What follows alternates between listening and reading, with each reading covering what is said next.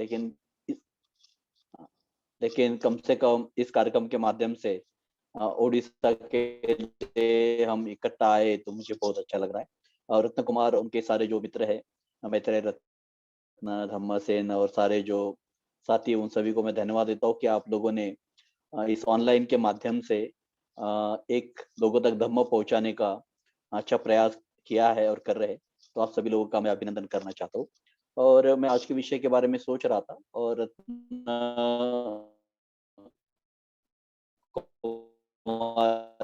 जब मेरा परिचय दे रहे थे तो कुछ चंद बातें मेरे दिमाग में आने लगी। तो मैं यह कार्यक्रम ले रहे हैं और अभी हम जून माह में हैं, लेकिन हम देखते हैं कि पिछले कुछ महीनों से हम काफी कठिन ऐसे दौर से गुजरे हैं। बहुत सारी समस्या रही है और इस पैंडेमिक के दौरान एक प्रकार से हम सभी लोग प्रत्यक्ष अप्रत्यक्ष रूप से प्रभावित रहे हैं। लेकिन मुझे इस बात की भी बड़ी खुशी हुई कि हमारे संघ के माध्यम से हम काफी लोगों तक अलग अलग प्रकार से राहत पहुंचाने का कार्य किया है। फिर वो पैसों के रूप में हो या फिर वो अनाज के रूप में हो या फिर उनका मनोबल ऊंचा उठाने के रूप में हो, तो सही में मुझे बड़ी खुशी होती है कि इस प्रकार का कार्य हम लोग कर सके। ये मैं इसलिए कह रहा हूँ क्योंकि कभी कभी जब हम धम्म की बात कहते हैं या कभी कभी आध्यात्मिक शब्द मुझे उतना पसंद नहीं है, लेकिन हमारा संदर्भ बहुत अलग है, तो तब लोगों को लगता है कि ये जो लोग हैं इन्हें समाज समाज का विकास, समाज का कल्याण, जैसे मानो इससे कोई लेना देना नहीं होता। लेकिन मुझे इस बात की बड़ी खुशी है कि ये जो संघ है, जो धार्मिक संघ है, आध्यात्मिक संघ है, इसने बड़ी मात्रा में ये कठिन समय में काम किया है। फिर मुझे लगता है उड़ीसा में भी काफी हमने काम किया है, फिर महाराष्ट्र में भी हुआ है, उत्तर प्रदेश में भी हुआ है, दिल्ली में भी हुआ है, साउथ इंडिया में भी हुआ है। और ये इसलिए हो सका क्योंकि हम बौद्ध होने के नाते हमारी करुणा की हम अभिव्यक्ति कर सके। अभी इसके थोड़ा मैं पीछे जाना चाहूंगा और मैं मेरी प्रेरणा के बारे में कहना चाहूंगा। हम बाबा साहब की बात कर रहे थे और बाबा साहब के ही एक प्रकार से मानो प्रेरणा से, उनके पुण्य कर्म से आज हम बुद्ध धम्म की तरफ आए हैं। तो मैं बाबा साहब के बारे में एक मेरी जो प्रेरणा है वो आपके साथ में साझा करना चाहूंगा। काफी कम उम्र में ही मैं बाबा साहब के आंदोलन के संपर्क में आया और बुद्ध धम्म के संपर्क में आया, क्योंकि नागपुर एक ऐसी जगह है जहाँ बड़ी मात्रा में सामाजिक, धार्मिक, राजनैतिक, शैक्षणिक, सांस्कृतिक ऐसी गतिविधियां चलती थी और उन गतिविधियों में मैं बढ़ चढ़कर हिस्सा लेता था। उसकी एक वजह ये थी कि बाबा साहब का जो जीवन है उसे मैं बहुत ही प्रभावित हो गया। तो खासकर मतलब बाबा साहब के जीवन का एक प्रसंग मैं आपको बताना चाहूंगा और मुझे लगता है कि उस प्रसंग ने मेरे एक किशोर मन पर, क्योंकि उस समय मैं काफी, मेरी उम्र कम थी, 14-15 साल का मैं होगा, उसका बहुत गहरा असर मेरे मन पर हुआ। तो वो बात मैं आपको बताना चाहूंगा और एक प्रकार से वो यात्रा शुरू होती है वहां से और फिर हम बुद्ध तक किस प्रकार से आए। तो बाबा साहब की जीवनी मैं पढ़ रहा था और बाबा साहब के जीवन का एक बहुत ही महत्वपूर्ण प्रसंग है। अभी आप कल्पना कीजिए कि बहुत ही युवा बाबा साहब, प्रिय, बहुत ही प्रसिद्ध ऐसे विश्वविद्यालयों में उन्होंने अध्ययन किया, अभ्यास किया और काफी बड़ी ऊंची शिक्षा लेकर वे भारत लौटे। लेकिन हम लोग जानते हैं कि जब वे शिक्षा लेने के लिए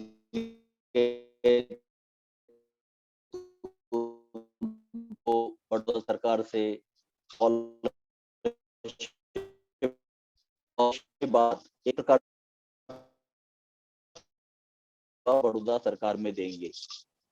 लेकिन बाबा साहब जानते थे कि उनको शिक्षित होना बहुत जरूरी है। वे ऊंची से ऊंची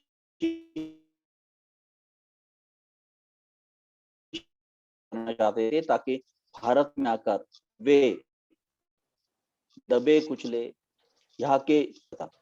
लेकिन चूंकि उन्होंने इस प्रकार से एक करार किया था कि वे बड़ौदा सरकार को अपनी सेवा देंगे, तो वहां से आने के बाद एक बड़े अफसर के रूप में उन्होंने अपना काम शुरू किया। लेकिन क्या हुआ, जब वे बड़ौदा में गए तो पहली बात तो किसी ने भी उन्हें रहने के लिए कमरा किराए से नहीं दिया। बहुत कठिन था।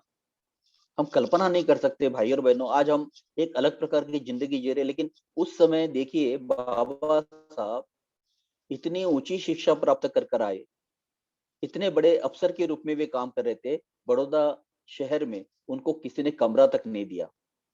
ऐसे उनके परिचित लोग थे जो उनको जानते थे, जो स्वयं को प्रगतिशील विचारों के मानते थे। उन लोगों ने भी अलग-अलग बहाने किए, मेरे घर वालों को पसंद नहीं आएगा, मेरे बीवी को पसंद नहीं आएगा, मेरे माँ को पसंद नहीं आएगा, मैं तो चाहता हूँ आपको मदद करूँ। लेकिन मजबूरन उनको पारसियों के धर्मशाला में जाना पड़ा, वो भी नाम बदल कर। लेकिन समस्या यहाँ खत्म नहीं हुई। जब उन्होंने अपना काम शुरू किया उस दफ्तर में, तो वहाँ के जो कर्मचारी है, वहाँ की जो चपरासी है, वे भी बाबा साहब के टेबल पर आके फाइल नहीं रखते थे, दूर से फेंकते थे, क्योंकि वे वो अछूत मानते थे। भले ही वो बड़े अफसर थे, लेकिन आप कल्पना में जाए, थोड़ा सोचिए आप, कि बाबा साहब बहुत ही मजबूत इंसान थे। उनके इरादे बड़े मजबूत थे, बहुत ही स्ट्रांग थे, और वे बड़े मजबूती के साथ वहाँ बने रहे। इतना ही नहीं, उनको कहा गया कि आप अपना पीने का पानी दूसरा लेकर आइए। बाबा साहब ने कहा, मैं ऐसा नहीं करूँगा। अगर आपकी समस्या है तो आप अपना पानी अलग से लेकर आइए, मैं यही पानी लूँगा। लेकिन बाद में क्या हुआ, जिस धर्मशाला में वे रुके हुए थे, उन पारसियों को ये पता चला कि यहाँ कोई युवक जो अछूत समाज से है, यहाँ नाम बदल कर रहता है, तो उनको बड़ा गुस्सा आया, और बहुत ही गुस्सा होकर वे बाबा साहब के उस कमरे तक आए। थोड़ी सोचने वाली बात है, वे तो पारसी थे, हिंदू नहीं थे। उनके जाति से तो, कि यहाँ जो भी अलग आता है ना, उसको भी जाति का रोग लग जाता है, भले वो हिंदू समाज से न हो। तो बाबा साहब के शब्दों में वो प्रसंग बहुत ही कठिन था। उन्होंने बड़े सूझबूझ के साथ, बड़े समझदारी के साथ उस प्रसंग का सामना किया। नहीं तो बाबा साहब के शब्दों में शायद वो प्रसंग उनके जान पर बन गया होता, उनके जान को खतरा हो गया होता। इतने गुस्से में वे लोग आए, और बाबा साहब को तुरंत उन्होंने कहा कि आप यहाँ से रूम खाली कर दो, यहाँ से चले जाओ। फिर कोई इलाज नहीं था। बाबा साहब ने सोचा, मुंबई अभी वापस जाऊंगा मैं, यहाँ रुकने में कुछ फायदा नहीं। और फिर वे वहां से सोच लिया उन्होंने कि अभी बड़ौदा में रुकना नहीं है, और फिर अपना सामान वगैरह लेकर वे रेलवे स्टेशन गए। ट्रेन काफी लेट थी, तो पास में एक वहाँ बगीचा है, सयाजी बाग आज भी है। वहां वे गए, और उस बगीचे के बहुत ही कोने में, बहुत ही दूर एक बरगद का पेड़ था। वो पेड़, बड़ा दुख होता है मुझे, अभी गिर गया, वहां वहां नहीं है। तो वो उस पेड़ के पास नीचे बैठकर बाबा साहब रोने लगे।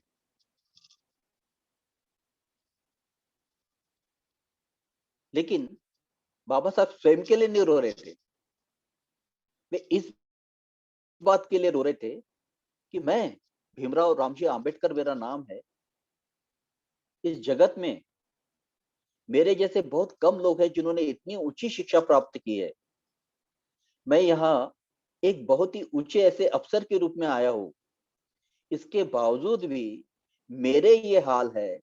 तो मेरे वो भाई बहन जो झुग्गी झोपड़ी में रहते हैं, जिनके पास पहनने के लिए कपड़ा नहीं, खाने के लिए अनाज नहीं, शिक्षा नहीं है, उनके क्या हाल होंगे, ये सोचकर बाबा साहब रोए। कल्पना कीजिए, ये बाबा साहब बिल्कुल युवा बाबा साहब थे, रोते नहीं।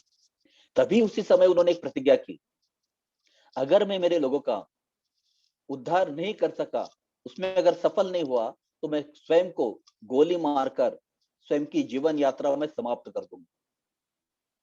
और फिर वहां से हम लोग देखते हैं, भाई और बहनों, निरंतर बाबा साहब केवल और केवल मानव के कल्याण का काम करते रहे। उन्होंने कितना कष्ट झेला, कितनी समस्या हुई, कितनी आलोचनाओं को उन्होंने एक प्रकार से सामना किया, इसकी कल्पना करना भी बहुत अलग है। मैं कभी कभी सोचता हूँ कि किसी एक महापुरुष को कितना कितना संघर्ष करना पड़ा, और भी महापुरुष हो गए, लेकिन बाबा साहब जिस सामाजिक परिस्थिति में थे, तो बाबा साहब एक तरफ थे और सारे अन्य लोग इस देश के एक तरफ थे, और बाबा साहब ने अकेले ही ये पूरा संघर्ष किया। कितना कितनी बड़ी लड़ाई उनको लड़नी थी, कितना उनका अपमान हुआ, कितना उनका द्वेष हुआ, लेकिन बाबा साहब की जो एक प्रतिज्ञा थी, मैं समझता हूँ वही बोधिसत्व की प्रतिज्ञा थी। उनको केवल और केवल एक प्रकार से मानव का कल्याण करना था, और महापुरुष फिर केवल एक संकुचित रूप से नहीं सोचते, तो वे सारे मानव जाति का विचार करने लगे। और फिर हम देखते भाई और बहनों, वहां से लेकर तो उनके जीवन के अंत तक वे इतना व्यस्त रहे जिसकी हम कल्पना नहीं कर सकते। न तो उन्होंने स्वयं के स्वास्थ्य के बारे में सोचा, स्वयं के आराम के बारे में सोचा। अगर बाबा साहब स्वयं कहते, अगर उन्होंने चाहा होता तो इस देश में वो ऊंचे से ऊंचा पद प्राप्त कर सकते थे, अमीर आदमी बन सकते थे। लेकिन इस महापुरुष को देखिए, जो उन्होंने प्रतिज्ञा की और जीवन भर केवल और केवल मानव कल्याण का काम किया। लेकिन बाबा साहब बहुत ही गहरी सोच रखते थे, और फिर उन्होंने देखा कि सही में इस जगत में परिवर्तन लाने के लिए हमें क्या चाहिए। और बाबा साहब के ऊपर निश्चित ही बुद्ध का बहुत बड़ा प्रभाव था। उन्होंने स्वयं ही कहा कि मेरे 3 गुरु है, बुद्ध है, महात्मा फुले और कबीर है। और निश्चित ही बुद्ध ये बिल्कुल सबसे पुराने हैं। हाँ, 2500 साल पहले बुद्ध ने अपनी शिक्षा को मानवता के लिए दिया है, और बुद्ध को उन्होंने अपना गुरु माना, और फिर हमें बुद्ध तक लेकर आए। तो अगर थोड़ा बाबा साहब की जीवन की तरफ अगर हम लोग झांकते हैं, तो बाबा साहब हमारे लिए इतने महान है कि बाबा साहब स्वयं भी अगर कुछ बात हमें बताते तो हमने वह भी स्वीकार कर लिया होता। लेकिन बाबा साहब भली भांति जानते थे कि सारे जगत को अगर कोई आज मार्गदर्शन कर सकता है, सारे जगत की समस्या को अगर कोई दूर कर सकता है, सारे जगत को एक परिवर्तन की जो दिशा दे सकता है, वह बुद्ध है। इस बात को बाबा साहब ने भली भांति समझ जाना है। हमारा जो संघ है, रत्न कुमार जिसकी बात कर रहे थे कि हमारा एक अंतरराष्ट्रीय आंदोलन है, जिसके संस्थापक उर्गेन जी है, वे भी इस बात को मानते हैं कि मैं अगर बाबा साहब के संपर्क में नहीं आया होता, तो बुद्ध धम्म का ये जो एक सामाजिक पहलू है, इसका जो एक सोशल डायमेंशन है, ये शायद मेरे समझ में नहीं आया होता। मैं एक अच्छा बौद्ध बना होता, औरों को अच्छा बौद्ध बनने के लिए प्रेरणा दी होती, लेकिन बुद्ध धर्म में समाज परिवर्तन की एक क्षमता है, ये बात शायद मेरे उतने समझ में नहीं होती। इतना ही नहीं, उन्होंने स्वयं देखा कि बाबा साहब ने बुद्ध धम्म किस प्रकार से लोगों में परिवर्तन कर सकता है, किस प्रकार से उनमें एक प्रकार से जबरदस्त चेंज आ सकता है, उनका विकास हो सकता है, ये बाबा साहब ने प्रूव कर दिया था। और इसलिए मुझे लगता है कि आज जगत को बाबा साहब ने बुद्ध धम्म के रूप में एक नई दृष्टि दी। बुद्ध की शिक्षा महान नहीं है।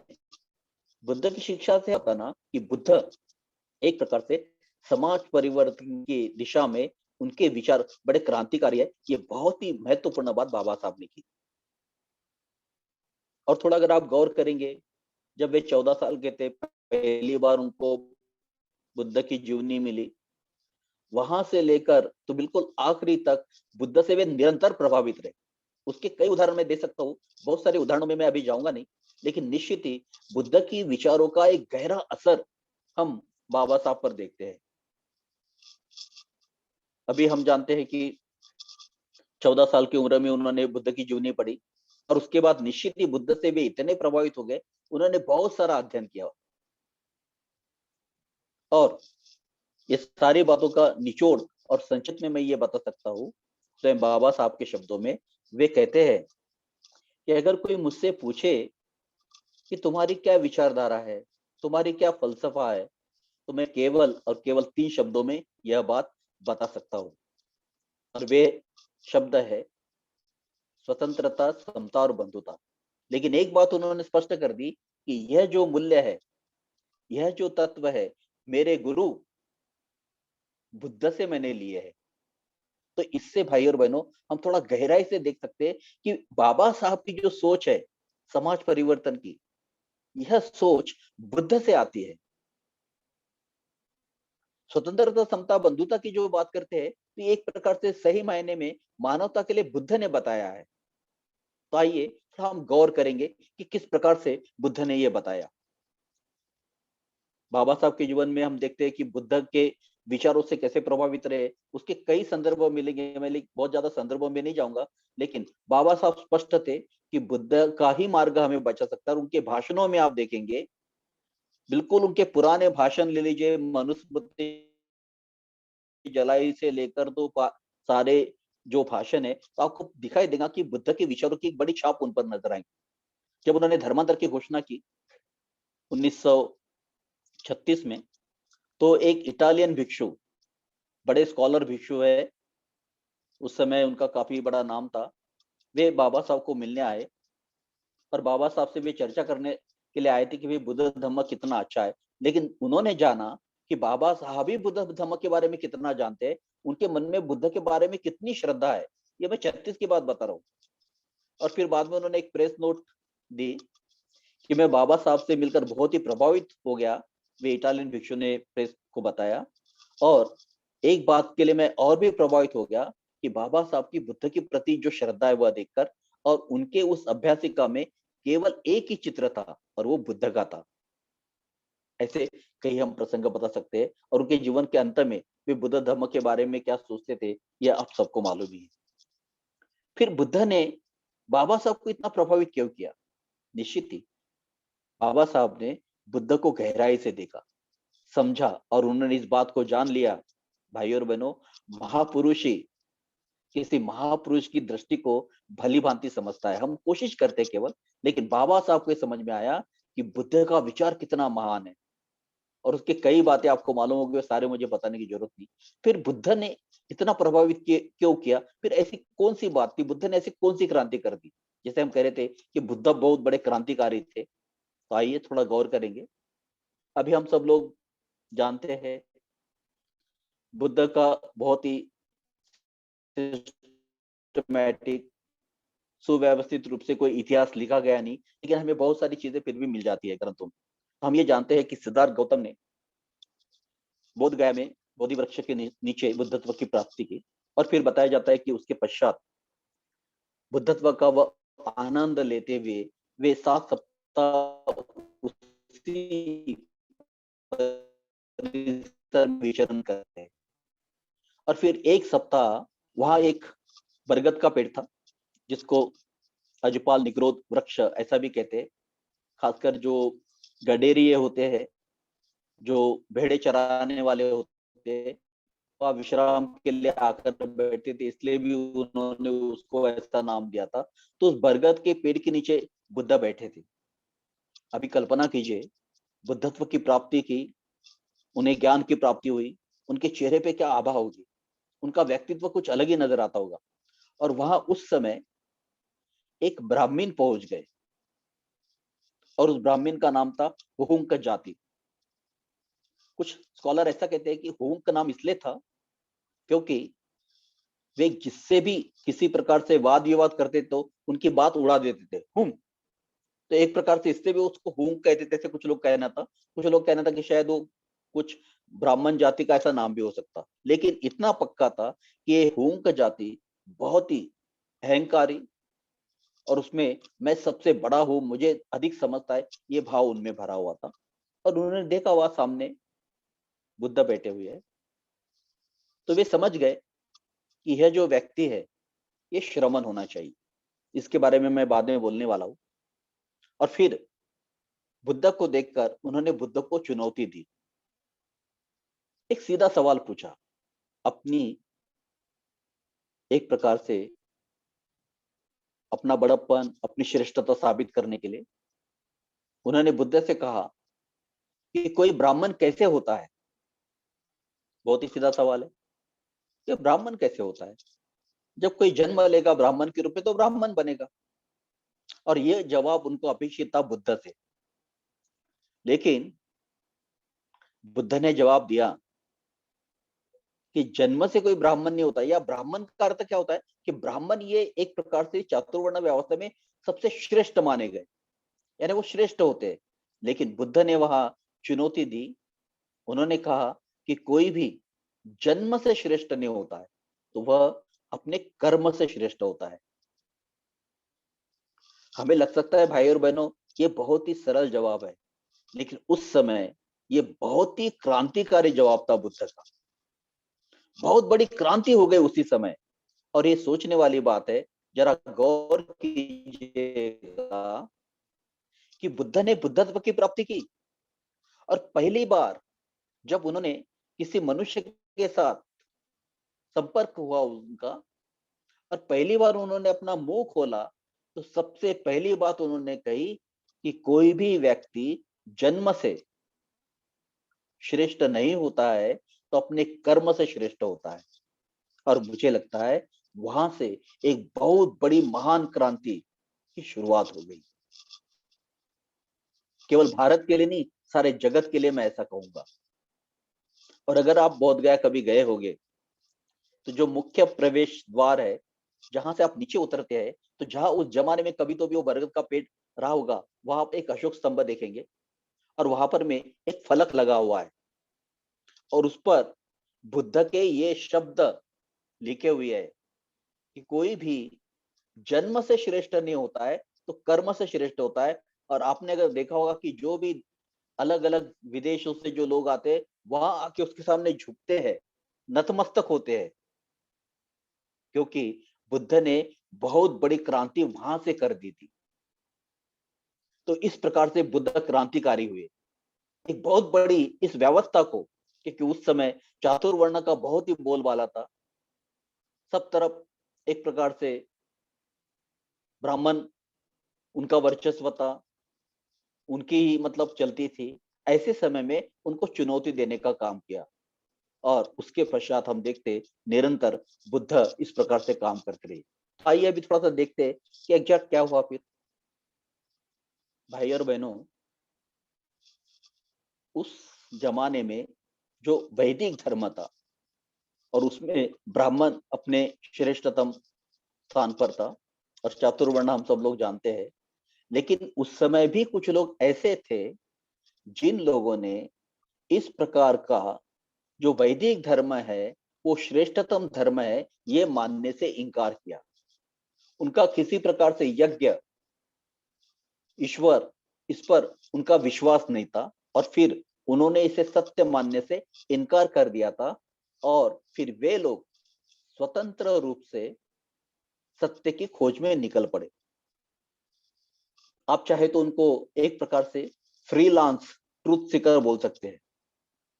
यानी जो प्रस्तावित धर्म है, सत्य है, उस पर उनका विश्वास नहीं था, तो वो स्वयं ही एक प्रकार से सत्य की खोज में निकल पड़े। तो बुद्ध उनमें से एक थे। तो हम देखते हैं कि उस समय इस प्रकार से दो संस्कृतियां वहां चल रही थी। एक ब्राह्मण संस्कृति जो वेदों को मानता है, यज्ञ करता है, और चातुर्वर्ण व्यवस्था में जिनको विश्वास है, और एक जिन्होंने वेदों को मानने से, यज्ञ से मुक्ति होती है मानने से, वेद के उच्चार से एक प्रकार से हमारा कल्याण होता है, ये मानने से इनकार कर दिया, और वो स्वयं सत्य की खोज में निकल गए। ऐसे लोगों को श्रमण कहा गया। तो एक प्रकार से हम देखेंगे कि दो संस्कृति का यह संघर्ष था, श्रमण और ब्राह्मण। और हम देखते हैं कि बुद्ध ये श्रमण थे, जिन्होंने स्वयं इस सत्य को खोज लिया। अभी उस समय का अगर थोड़ा सा हम ध्यान रखेंगे, तो महावीर ये भी श्रमण थे, ये बुद्ध के समकालीन है। फिर और भी कुछ लोग हैं जिनके नाम हम उतने जानते नहीं, लेकिन जो उनकी फिलोसॉफी है, जिन उनकी जैसी सोच है, वो सोच रखने वाले आज भी लोग हैं। फिर अजित केसकंबल होगा, संजय वेलट्टी पुत्त होगा, मक्खली गोसाल होगा, तो ऐसे बहुत सारे लोग हैं, उसमें महावीर भी है। लेकिन बुद्ध को महाश्रमण कहा गया, क्योंकि बुद्ध की इतनी प्रसिद्धि होने लगी, बुद्ध के विचारों से लोग इतने प्रभावित होने लगे, तो धीरे धीरे बुद्ध की एक प्रकार से ख्याति बढ़ने लगी, बुद्ध के शिष्य बढ़ने लगे, और उनको महाश्रमण कहने लगे। और एक प्रकार से बुद्ध ने जो पहली क्रांति की कि जन्म से कोई श्रेष्ठ नहीं होता, तो कर्म से होता है। और बुद्ध ने यह बता दिया कि ये जाति व्यवस्था, वर्ण व्यवस्था, ये बिल्कुल बेवकूफ की बात है, ये बिल्कुल अज्ञानता की बात है, ये सत्य नहीं है। और उन्होंने उनके उपदेश से, उनके शिक्षा से कई लोगों में परिवर्तन करके एक ऊंचा विकास कैसे संभव हो सकता, वो उन्होंने साबित किया। तो एक प्रकार से हम कहेंगे कि बुद्ध यहाँ पहले क्रांतिकारी हुए, जिन्होंने ये बताया कि केवल जन्म से कोई श्रेष्ठ नहीं होता। और मुझे लगता इतना जबरदस्त चुनौती चातुर्वर्ण व्यवस्था को बुद्ध ने दी। और थोड़ा गौर करेंगे ना भाई और बहनों, थोड़ा गौर करेंगे आप, तो एक आपको नजर आएगा यही संघर्ष आज भी चल रहा है। कुछ लोग एक प्रस्तापित धर्म को वैसा ही बनाए रखना चाहते, जो विषमता पर आधारित है, जो एक प्रकार से वर्ण व्यवस्था पर आधारित है, लेकिन बुद्ध ने उसको चुनौती दी थी। और फिर बुद्ध ने फिर क्या पढ़ाया हमको? बुद्ध ने ये पढ़ाया कि एक प्रकार से सभी मनुष्य मात्र जो है वो समान है। और मुझे लगता है कि बाबा साहब को सबसे ज्यादा अगर कोई शब्द प्यारा था तो वो समता शब्द प्यारा था। अभी मेरे मित्र रत्न कुमार ने जो जिक्र किया समता सैनिक दल का, उस समय भी मुझे समता शब्द बहुत ही भाता था, बहुत अच्छा लगता था। और सही में हम लोग ये कोशिश कर रहे थे कि हम समता निर्माण करें, क्योंकि हम देख रहे थे कि कैसे हम बटे हुए हैं, धर्म के नाम पर, जाति के नाम पर, उपजाति के नाम पर, प्रांत के नाम पर, भाषा के नाम पर। और कितना पागलपन है ये।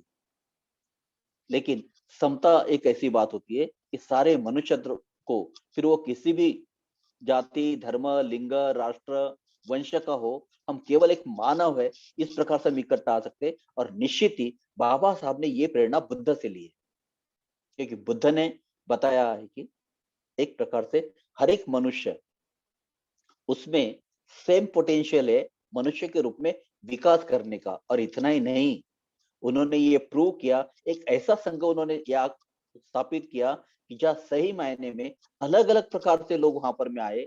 और बाद में बुद्ध धर्म का प्रचार प्रसार जब बढ़ा, तो अलग अलग राष्ट्र के लोग आए, अलग अलग वंश के लोग आए, और उन सभी ने एक प्रकार से अपना विकास किया।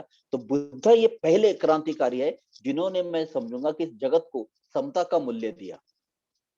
और बाबा साहब का बड़ा सपना था भाई और बहन, इस देश के लिए, मैं कहूंगा जगत के लिए, लेकिन खासकर इस देश के लिए, जिस देश में जबरदस्त तरीके से एक जातिवाद, विषमतावाद बहुत ही गहरा बैठा हुआ था। और बाबा साहब का एक बड़ा सपना था कि ये विषमता को हम कैसे दूर करें, ये जातीयता को हम कैसे दूर करें। और सारे जीवन भर मुझे लगता है बाबा साहब ने समता प्रस्तावित करने के लिए प्रयास किया।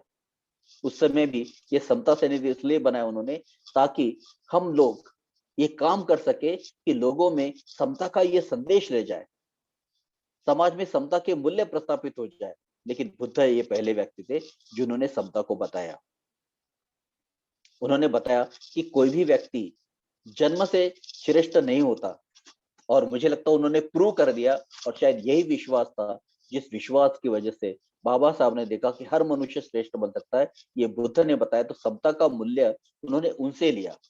अब थोड़ा सा हम और गौर करेंगे कि ये फिर समता की बात क्या है। देखिए, मतलब हमें राजनीतिक समता चाहिए, हमें सामाजिक समता चाहिए, सांस्कृतिक समता चाहिए, सारी बातें चाहिए, लेकिन खासकर यहाँ समता का मतलब ऐसा होता है कि इक्वल पोटेंशियल, हम सब में मनुष्य के रूप में विकास होने की क्षमता है। और मुझे लगता है कि ये सबसे बड़ी बात है, क्योंकि भाई और बहनों, जाने अनजाने में हम लोगों के ऊपर इतने संस्कार हो गए हैं कि हमें एक न्यूनता का भाव है, इंफेरिटी कॉम्प्लेक्स है। भले ही बुद्ध ने यह बताया कि कोई जन्म से छोटा या बड़ा नहीं होता है, लेकिन इस समाज ने हमारे ऊपर थोप दिया कि चूंकि तुम इस जाति में पैदा हुए हो, तुम इस प्रकार के वंश में पैदा हुए हो, तो तुम छोटे हो। और हमने भी ये मान लिया। और बुद्ध ने बताया कि ये हमारा बहुत बड़ा अज्ञान है। और बाबा साहब इसी अज्ञान को दूर करना चाहते थे। ये कितना पागलपन है, आप देखिए कहां से ऐसी जाति आती है। अभी आपको बड़ा आश्चर्य लगेगा कि जब मैं भी लोगों में जाता हूँ, जिसका मुझे हरदम बड़ा आनंद होता है, एक बुद्ध का नाम है अमुक। लेकिन जब मैं गांव में जाता हूँ, मैं प्रवचन देने जाता हूँ, लोग मुझे मिलने आते हैं ना, नाम जानने की बड़ी इच्छा होती है। क्यों? क्योंकि उससे वो मेरे उपजाति का पता चलाना चाहते हैं। कितना भयंकर है ये। और बुद्ध ने एक प्रकार से तभी एक ऐलान कर दिया था कि इस प्रकार से कोई भी जाति नहीं होती, हम मनुष्य है केवल। और एक प्रकार से हमने अपने स्वार्थ के लिए कुछ वर्गों ने अपने स्वार्थ के लिए जातियां बनाई और बाबा साहब ने, मुझे लगता है, एक बहुत बड़ा काम किया कि ये जो जातियां है उसको तोड़कर हम सही मायने में एक मानव के रूप में अपना विकास करें और बुद्ध तक हमको लाके छोड़ा।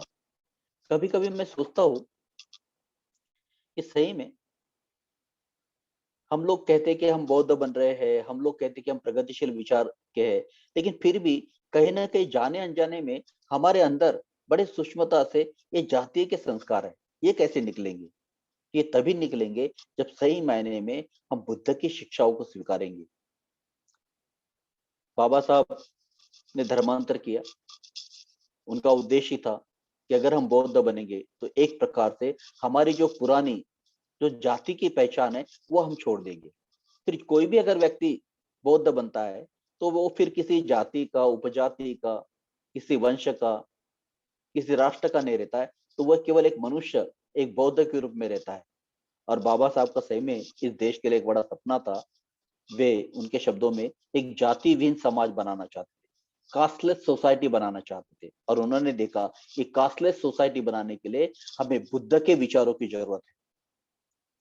और बुद्ध का विचार इतना क्रांतिकारी है, इतना गहरा है कि अगर उसको हमने स्वीकार कर लिया तो निश्चित ही ये जातीय जो संस्कार है, ये जो विषमता के संस्कार है, इससे हम बाहर निकल सकते हैं।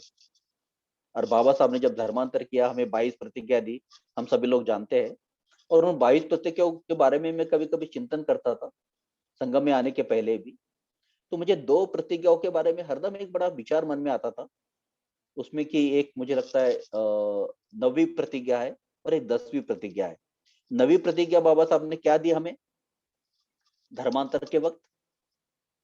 सभी मनुष्य मात्र समान है, ऐसा मैं मानता हूं। तब मैं सोचता था कि भाई, ये तो हमारी समस्या नहीं है। जो विषमतावादी है, जो लोग दूसरे मनुष्य को एक प्रकार से अपने से छोटा मानते हैं, नीच मानते हैं, ये उनकी समस्या है। फिर बाबा साहब हमें प्रतिज्ञा दे रहे हैं कि सभी मनुष्य मात्र समान है, ऐसा मैं मानता हूं। लेकिन वही वे रुके नहीं। उसके बाद उन्होंने प्रतिज्ञा दी, मैं समता प्रस्तापित करने का प्रयास करूंगा। और तब मैं सोचने लगा कि बाबा साहब ने ये प्रतिज्ञा क्यों दी। और तब मैं सोचता हूँ, बाबा साहब ने देखा कि शायद मेरा भी जीवन अधिक नहीं है। उनको बड़ी चिंता थी कि इस देश में किस प्रकार से समता प्रस्तापित हो। तो पहली प्रतिज्ञा उन्होंने इसलिए दी कि भाइयों, बहनों, जो आप बौद्ध बन रहे हैं, कि कम से कम आप ये समझ लो कि सभी मनुष्य मात्र समान होते हैं। कोई ऊंचा, कोई नीचा, कोई ये जाति का, वो उपजाति का, ये प्रांत का, वो प्रांत का, इस वंश का, ये सवाल नहीं है। तो सही में हम एक प्रकार से सभी मनुष्य मात्र समान है, ऐसी शिक्षा बुद्ध हमें देते हैं। और वो प्रतिज्ञा के रूप में हम हमें उन्होंने दिया। दूसरी प्रतिज्ञा उन्होंने ये दी कि हम समता का तत्व स्वीकार के शांत नहीं बैठा, सिर्फ समता के संदेश को ले जाना है। तो एक प्रकार से हमें ये प्रयास करना है। बाबा साहब के लिए समता इतनी महत्वपूर्ण थी। और निश्चित ही भाई और बहनों, जब हम बुद्ध की शिक्षा को सूक्ष्मता से समझते, बारकावे से समझते, तब हमें पता चलता है कि किस प्रकार से हम मन से कंडीशन हो गए, किस प्रकार से हम मानसिक गुलाम हो गए। और कहीं ना कहीं जाने अनजाने में ये विषमता के गहरे संस्कार हमें भी है। मैं थोड़ी इन बातों को भी करना चाहूंगा आप लोगों के साथ में। और इसलिए उन्होंने ये प्रतिज्ञा की। अभी जैसे हम देखते हैं कि हमारे यहाँ एक प्रकार से वर्ण व्यवस्था है, जाति व्यवस्था है। अभी हम ऐसा मानते हैं कि भाई अभी हम लोग इस बात को समझते हैं कि भाई अभी ठीक है, हम तो ऐसा बौद्ध हो गए, अभी हम कोई विषमता को नहीं मानते। लेकिन फिर भी हमारे अंदर सूक्ष्म संस्कार है। और इसीलिए बाबा साहब ने देखा कि ये जो संस्कृति में हम पड़े बले हैं, तो हमारे मन पर इसका बहुत ही गहरा असर है। और एक गहरा असर तभी दूर होगा जब हम बुद्ध की शिक्षा को गहराई से समझेंगे और इस संस्कारों से हम दूर हो जाएंगे। और बुद्ध ने सही में इन संस्कारों को दूर करने के लिए लोगों को मदद की। अब वो कैसे? बाबा साहब ने प्रतिज्ञा दी, सभी मनुष्य मात्र समान है, ऐसा मैं मानता हूँ। वैसे मुझे ये बताते हुए बड़ा दुख हो रहा है, लेकिन फिर भी मैं बताना चाहूंगा, भाई और बहनों, भले ही लोग बौद्ध बन गए, लेकिन बुद्ध की शिक्षा को उन्होंने ठीक से समझा नहीं कि वो समता, ये शब्द हमें कोई बताता इसलिए समता नहीं आती है, तो एक प्रकार से समता को जीना कैसे, उस संस्कार को दूर कैसे करना, ये बुद्धिज्म हमें सिखाता है। लेकिन ये हुआ नहीं, तो फिर क्या हुआ? बौद्ध आंदोलन, आम्बेडकरी आंदोलन, ये बताते हुए मुझे फिर से दुख हो रहा है, मैं फिर भी बताना चाहूंगा कि ये विभाजन क्यों हुए? इसके लिए नहीं, पद प्रतिष्ठा के लिए, किसी को अध्यक्ष बनना है, किसी को सचिव बनना है, और वो नहीं हो रहा तो दूसरा संगठन उसने बना दिया। ये विभाजन इसलिए हुआ, उपजातियां, जहां उपजाति नहीं वहां प्रांत आ गए, और ये जाति व्यवस्था की देन है, और उसके हम लोग शिकारी, हमें समझ में नहीं आता। और आज भी मैं कभी कभी देखता हूँ, जाति के नाम, जाति के नाम पर, प्रांत के नाम पर, तुम महाराष्ट्र के, हम उड़ीसा के, तुम यूपी के, हम केरल के, हम तमिलनाडु के, ये श्रीलंकन है, ये इंग्लिश है, ये सारे विषमता के विचार हमें क्यों आ गए? क्योंकि ये संस्कृति ऐसी है कि जहां हमें भेद करना सिखाया गया। लेकिन जब बुद्ध की शिक्षा को हम अपनाते हैं, तो ये भेद करने की जो मानसिकता है, इससे हम काफी ऊपर उठते हैं। थोड़ा बाबा साहब के बारे में मैं बताऊंगा। समता की जब वो बात करते हैं, तो काफी गहराई से समता के ऊपर वे सोचते थे। उन्होंने एक बड़ा महत्वपूर्ण लेख लिखा, आप लोग जानते होंगे, the Buddha and future of his religion. उसमें वे समता की बात कर रहे हैं। बुद्ध धम्म उन्होंने जो स्वीकारा, उसकी मुख्य जो 4 बातें उन्होंने बताई है, उसमें से एक बात यह है कि बुद्ध धर्म में स्वतंत्रता, समता और बंधुत्व को स्थान है। इतना ही नहीं कि यूं कहिए कि बुद्ध धर्म का आधार ही ये है। लेकिन उन्होंने ये कहा कि जब मैं समता की बात करता हूँ, तो मैं स्त्री पुरुष समता की भी बात करता हूँ। और मुझे लगता है भाई और बहनों, बुद्ध ही इस जगत का एक ऐसा जबरदस्त उदाहरण है कि जिन्होंने 2500 साल पहले, कल्पना कीजिए, जहां उन्होंने ये बात को ऐलान किया, स्त्री हो या पुरुष हो, सभी लोग फल प्राप्ति कर सकते, सभी अपना विकास कर सकते। अगर थोड़ा दुनिया की तरफ आप गौर करेंगे ना, तो आप देखेंगे समता की बात करने वाले भी स्त्री पुरुष समता के बारे में उतने संवेदनशील नहीं थे। और बाबा साहब कहते हैं कि जब हम समता की बात करते हैं, तो फिर हम सारे भेदों को मिटा देते, उसमें लिंग भेद भी मिटा देते। और बुद्ध एक ऐसी मिसाल है कि बुद्ध जब जीवित थे, उसी समय कई ऐसे भिक्षुनियां हुई जिन्होंने फल प्राप्ति की। इतना ही नहीं, वे गुरु बनी। धम्मदिना का नाम आपने सुना होगा। बुद्ध जब थे, उसी समय उन्होंने जो शिक्षा दी, और बुद्ध ने कहा कि वो सत्य बता रही है। मुझे लगता है कि किसी भी धार्मिक परंपरा में इस प्रकार के स्त्री गुरु आपको नजर नहीं आएंगे। तो बुद्ध ने ये बहुत बड़ी समता की क्रांति कर दी। लेकिन हम भी कभी कभी सूक्ष्म संस्कारिकता में अभी भी फंसे हुए हैं, ऐसा मुझे लगता है। वो कैसे? अभी ये वर्ण व्यवस्था, जाति व्यवस्था में क्या होता है, देखिए, कोई ऊंचा रहता है, उससे कोई नीचे रहता है। अभी मानो जाति नहीं भी रही, तब भी उसके संस्कार कैसे, मैं आपको बताना चाहता हूँ। तो उसमें क्या हुआ, ये जाति व्यवस्था में, जिसको इस समाज व्यवस्था ने छोटे काम बोला, जैसे झाड़ू मारना हो, साफ सफाई करना हो, या फिर अ, अस्पतालों में या रेस्टोरेंट में जो छोटे काम करते हैं, बहरे के काम करते हैं, तो कभी कभी, या हमारे घर में जो मतलब बाई काम करने आते हैं, हम उन, या जो लेबर है, उन लोगों को हम छोटा मान लेते हैं। मुझे बड़ा आश्चर्य होता है, इतना सूक्ष्म संस्कार हमारे ऊपर है। तो बुद्ध को अगर हम नहीं जानेंगे, बुद्ध को हम नहीं समझेंगे, तो कभी कभी समता की चर्चा हम लोग करेंगे, लेकिन हम भी कैसे विषमतावादी है, ये हमें समझ में नहीं आएगा। तो मैं एक उदाहरण आपको बताना चाहूंगा। मेरे एक चंद दोस्तों के साथ, वे मुझे चाहते थे कि हम बाहर खाना खाने जाएंगे और साथ में कुछ समय बिताएंगे। तो एक रेस्टोरेंट में मुझे ले गए, सीट वगैरह बुक करके रखे, और वे मुझसे बहुत ही अच्छे से बात कर रहे थे, बड़े मैत्रीपूर्ण ढंग से बात कर रहे थे कि अमुक सिद्दीक जी, आप क्या लेना चाहोगे, आपको क्या पसंद है। मतलब ऐसा कुछ नहीं, आप जो खिलाओगे वो खा लूंगा। नहीं नहीं, बोले आपकी पसंद से सब्जी मंगाइए। तो मेरे से बड़े प्यार से बात कर रहे थे, और उसके बाद अचानक देखता था उनका रवैया बदल जाता था। और उसके बाद फिर वो कहते, ए बेटा, ए इधर आ, ए पानी लगा, ये ऐसा कर। तो मैं सोच रहा था, ये कितना अजीब बर्ताव है, ये बर्ताव ऐसा क्यों है? मैं सूक्ष्म बातें आपको बताना चाहूंगा। ये बर्ताव इसलिए है क्योंकि हमने ये मान लिया कि हम पढ़ लिख के हम साहब बन गए, और ये जो बैरे का काम कर रहा है, वेटर का काम कर रहा है, ये छोटा आदमी। क्योंकि जाति व्यवस्था ने क्या किया कि कुछ कामों को छोटा समझा, साफ सफाई हो या फिर मजदूरी हो, और जाने अनजाने में हमारे मन में उनको छोटा मानने का एक संस्कार घुस गया। और भाइयों थोड़ा गौर करेंगे ना आप, तो वो हमारा ही भाई है। आपको मौका मिल गया पढ़ाई करने का, शिक्षा हासिल करने का, उसको शायद नहीं मिला, और आप साहब बन गए, और वो वहां आपको सेवा कर रहे हैं बेटा के रूप में, लेकिन वो एक मनुष्य है, रिक्शा चलाने वाला एक मनुष्य है, ऐसा हम मानते नहीं।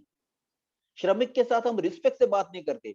ये जाति व्यवस्था के संस्कार हम में है, लेकिन जब हम सही में बुद्धिज्म को अपनाएंगे, भाई और बहनों गौर कीजिएगा, तभी हम इन संस्कार को पहचानना सीखते हैं, क्योंकि बुद्धा ने बताया कि ये मन में हमारे गहरे संस्कार है, उसको दूर करना चाहिए।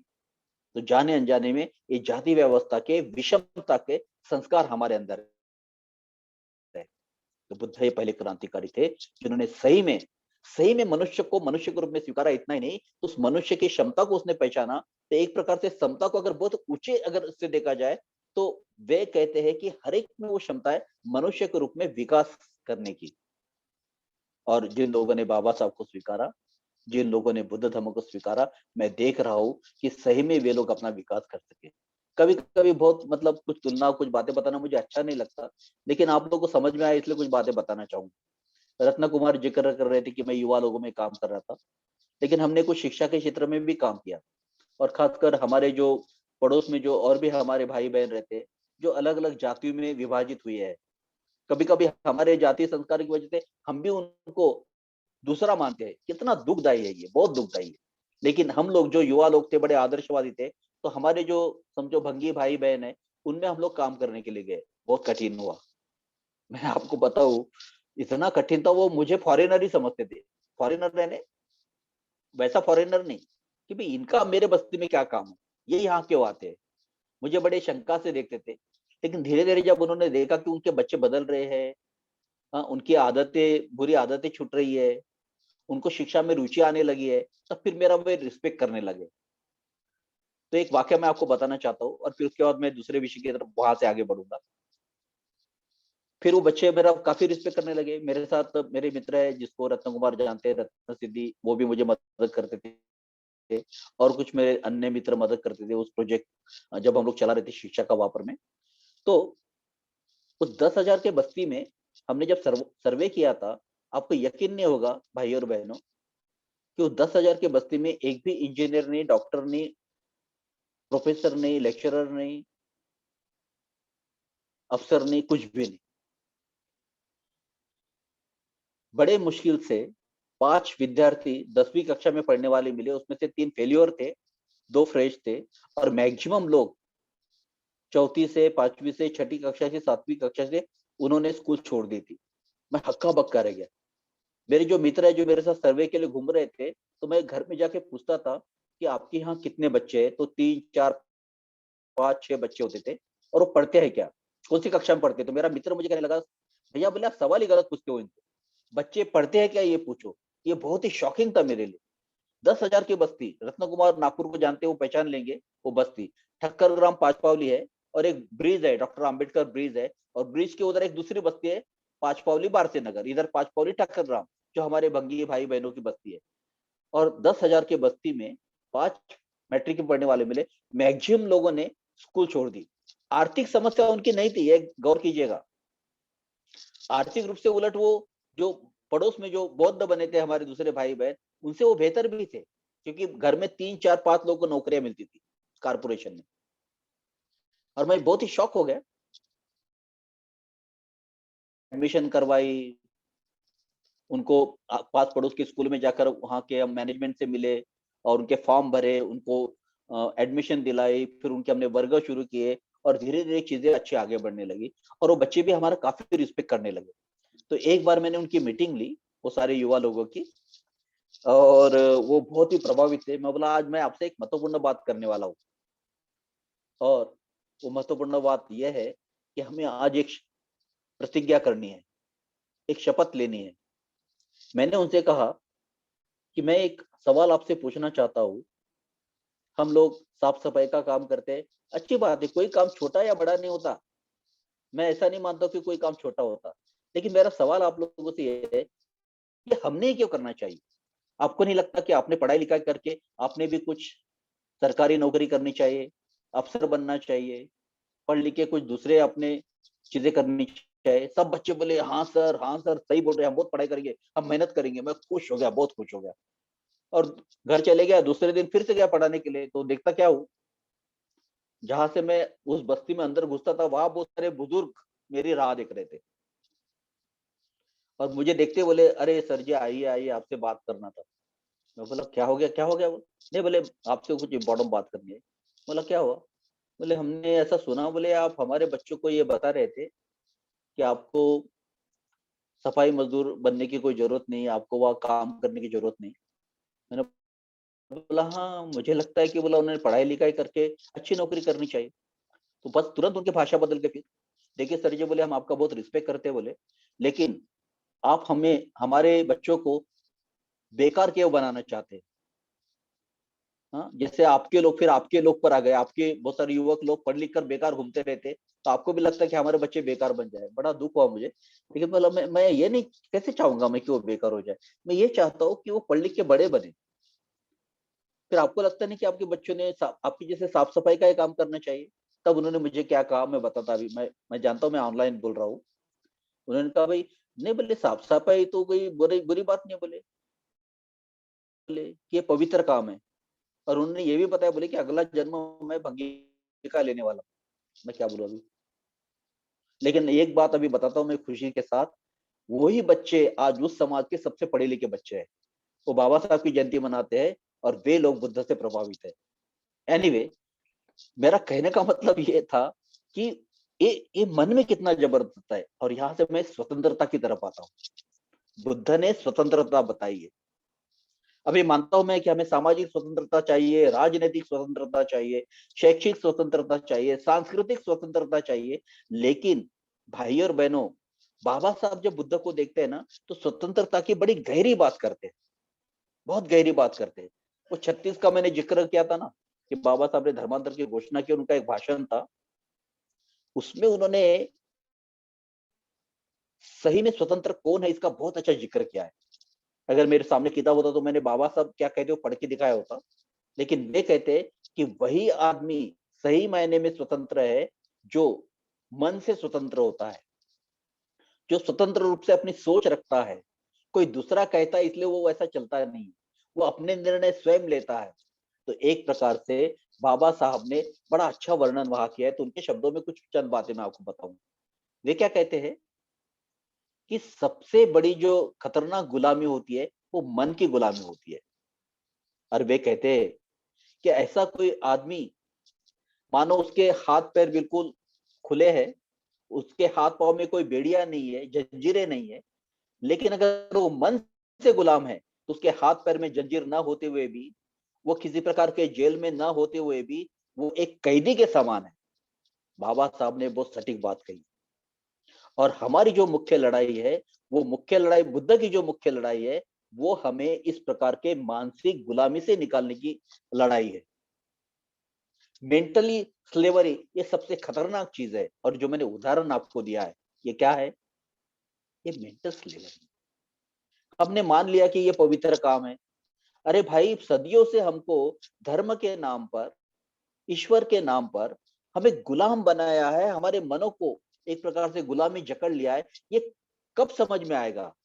जब हम बुद्ध की शिक्षा की तरफ आएंगे, क्योंकि बुद्ध ने यह क्रांति की। ये सच है, शायद हमारे पुराने जन्म के कुछ पाप है इसलिए हम ऐसे बन गए। कितना जबरदस्त हमें बेवकूफ बनाया गया।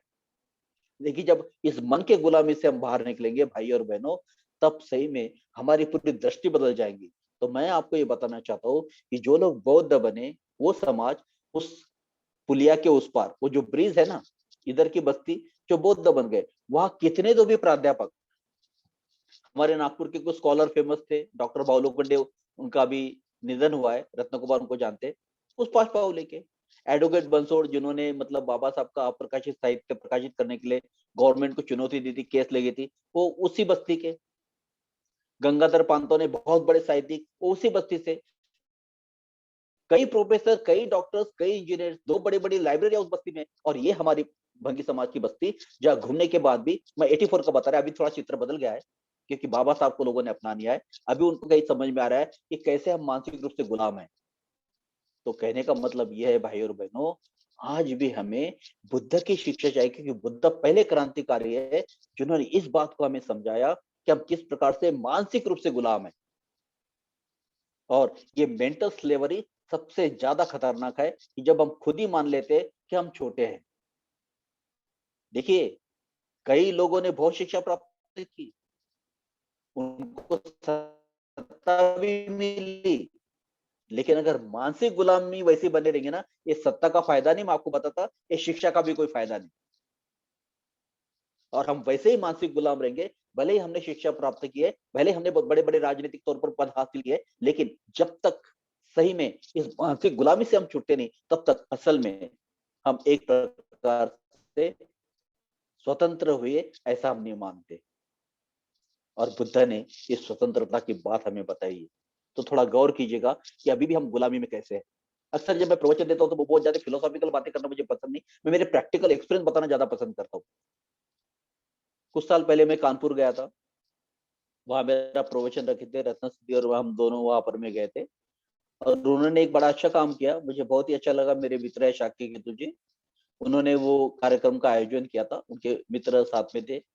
और उन्होंने वहाँ के सारे अम्बेडकरी आंदोलन के जो वरिष्ठ कार्यकर्ता है, उनके मुखिया है, उन सभी को उस कार्यक्रम में उन्होंने आमंत्रित किया था, और बहुत अच्छा लगा मुझे।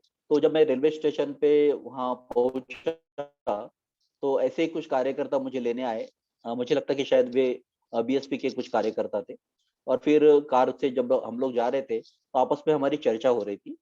और उस समय एक जलसा वहाँ निकला हुआ था, और उस जलसे में लोग, बड़ा बुरा लग रहा था मुझे, हाथ में तलवारें भाले लेकर लोग चल रहे हैं, और जय श्री राम और ऐसी सारी बातें हो रही है। तो मुझे बड़ा आश्चर्य हुआ कि भाई ये क्या हो रहा है। तो वो जो कार्यकर्ता था, उन्होंने मुझे पूछा, अमुक सिद्धि, इन बच्चों को देखकर आपको क्या लग रहा है? बोले। तो बोला बहुत युवा दिख रहे हैं, बोला उसमें से तो कुछ किशोर भी है, बोला 17-18 साल के कुछ हो गए, कुछ 15 साल के भी है। और इतने मतलब आक्रामक रूप से वो नारे लगा रहे हैं। तो आपको क्या लगता है, बोले ये बच्चे कौन हो सकते हैं? मैंने बोला भाई ये तो शायद अपने ओबीसी समाज के भाई बहन हो गए। और बोला काफी गरीब समाज से है। तो उन्होंने बोला सर जी ऐसी बात नहीं है, ये हमारे ही बच्चे हैं। अब बताओ। तो एक प्रकार से हम कौन है, हमारा वजूद क्या है, यही हम लोग को नहीं मालूम। बुद्ध ने एक प्रकार से यह बड़ी क्रांति की है कि हमें समझाया है कि सही में हम मनुष्य के रूप में हमारा वजूद क्या है। और एक प्रकार से जो मन की हमारी गुलामी है, उससे छूटने के लिए उन्होंने हमें मदद की है। और जब हम बुद्ध धर्म की शिक्षा को जानते हैं, तभी हम इस मन की गुलामी को पहचानते हैं। और फिर कोई भी हो, वह इस बात को समझता है कि ये केवल मेरे मन की गुलामी है, इस प्रकार से मानना कि मैं औरों से ऊंचा हूँ, या औरों से नीचा हूँ, या बाकी लोग मुझसे अलग है। और मुझे लगता है कि ये सबसे बड़ी बात समझाने का जो काम है, स्वतंत्रता का जो महत्वपूर्ण प्रिंसिपल है, वो हमें बुद्ध ने समझाया है। लेकिन बुद्ध वही रुकते नहीं, बुद्ध और भी गहराई से देखते हैं। मैं बाबा साहब के आंदोलन से जब जुड़ा, उसे मेरा परिचय हुआ, और बाद में मैंने ये भी देखा भाई और बहनों, कि बहुत सारे लोग बाबा साहब का जो मुख्य आंदोलन है, उससे कहीं तो भी हट गए थे, कहीं तो भी उस बाबा साहब के आदर्श और बाबा साहब की विचारधारा से कहीं तो भी भटक गए थे। तो मैं समझ नहीं पा रहा था कि ये क्या हो रहा है। और तब मेरे समझ में आता है कि बाबा साहब ने बुद्ध धर्म की बात क्यों कही। क्योंकि बुद्धिज्म हमको और भी गहराई से ले जाता है। मानो मेरे मन में बहुत अच्छा उद्देश्य है, बहुत कुछ अच्छा मैं करना चाहता हूँ, लेकिन अगर मैं जागरूक नहीं रहा, तो मेरे मन के जो क्लेश है, मैं उसका गुलाम बन जाता हूँ। और हर मनुष्य के अंदर पद, प्रतिष्ठा, बड़प्पन, इसकी चाहत होती है। और अक्सर मैं देखा कि लोग पदों के लिए, पैसा के लिए, प्रतिष्ठा के लिए, लैंगिकता के लिए एक प्रकार से अपने मूल्यों के साथ समझौता कर लेते हैं। लेकिन सही में अगर कोई सच्चा बौद्ध है, तो वो कभी भी अपने मूल्यों के साथ समझौता नहीं करेगा। जैसे अभी रत्न कुमार कह रहे थे कि मुझे पढ़ने का बड़ा शौक है, तो बहुत पहले मैंने एक नॉवेल पढ़ा था, और उससे मुझे बड़ी प्रेरणा मिली थी। और वही प्रेरणा थी जिससे हम यशस्वी में इन मूल्यों को बताने का प्रयास करते थे।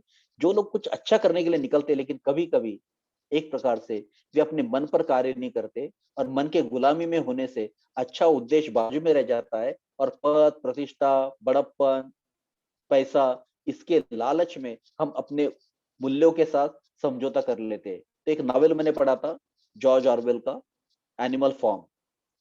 तो बड़े खूबसूरती से उन्होंने ये बताया कि जो कुछ अच्छा करने के लिए लोग निकलते हैं, धीरे धीरे जिनके खिलाफ वो काम कर रहे थे उनके ही जैसे कैसे बन जाते हैं, वे खुद शोषक कैसे बन जाते हैं। और बुद्ध ने यही देखा है कि हमारे अंदर कुछ मन के विष है, लोभ है, द्वेष है, अज्ञान है। अगर हम ये दूर नहीं करेंगे तो भले हम अच्छा काम करने के लिए निकले, लेकिन एक प्रकार से जाने अनजाने में इन चीजों के हम शिकार बन जाएंगे, अपने उद्देश्य से दूर चले जाएंगे।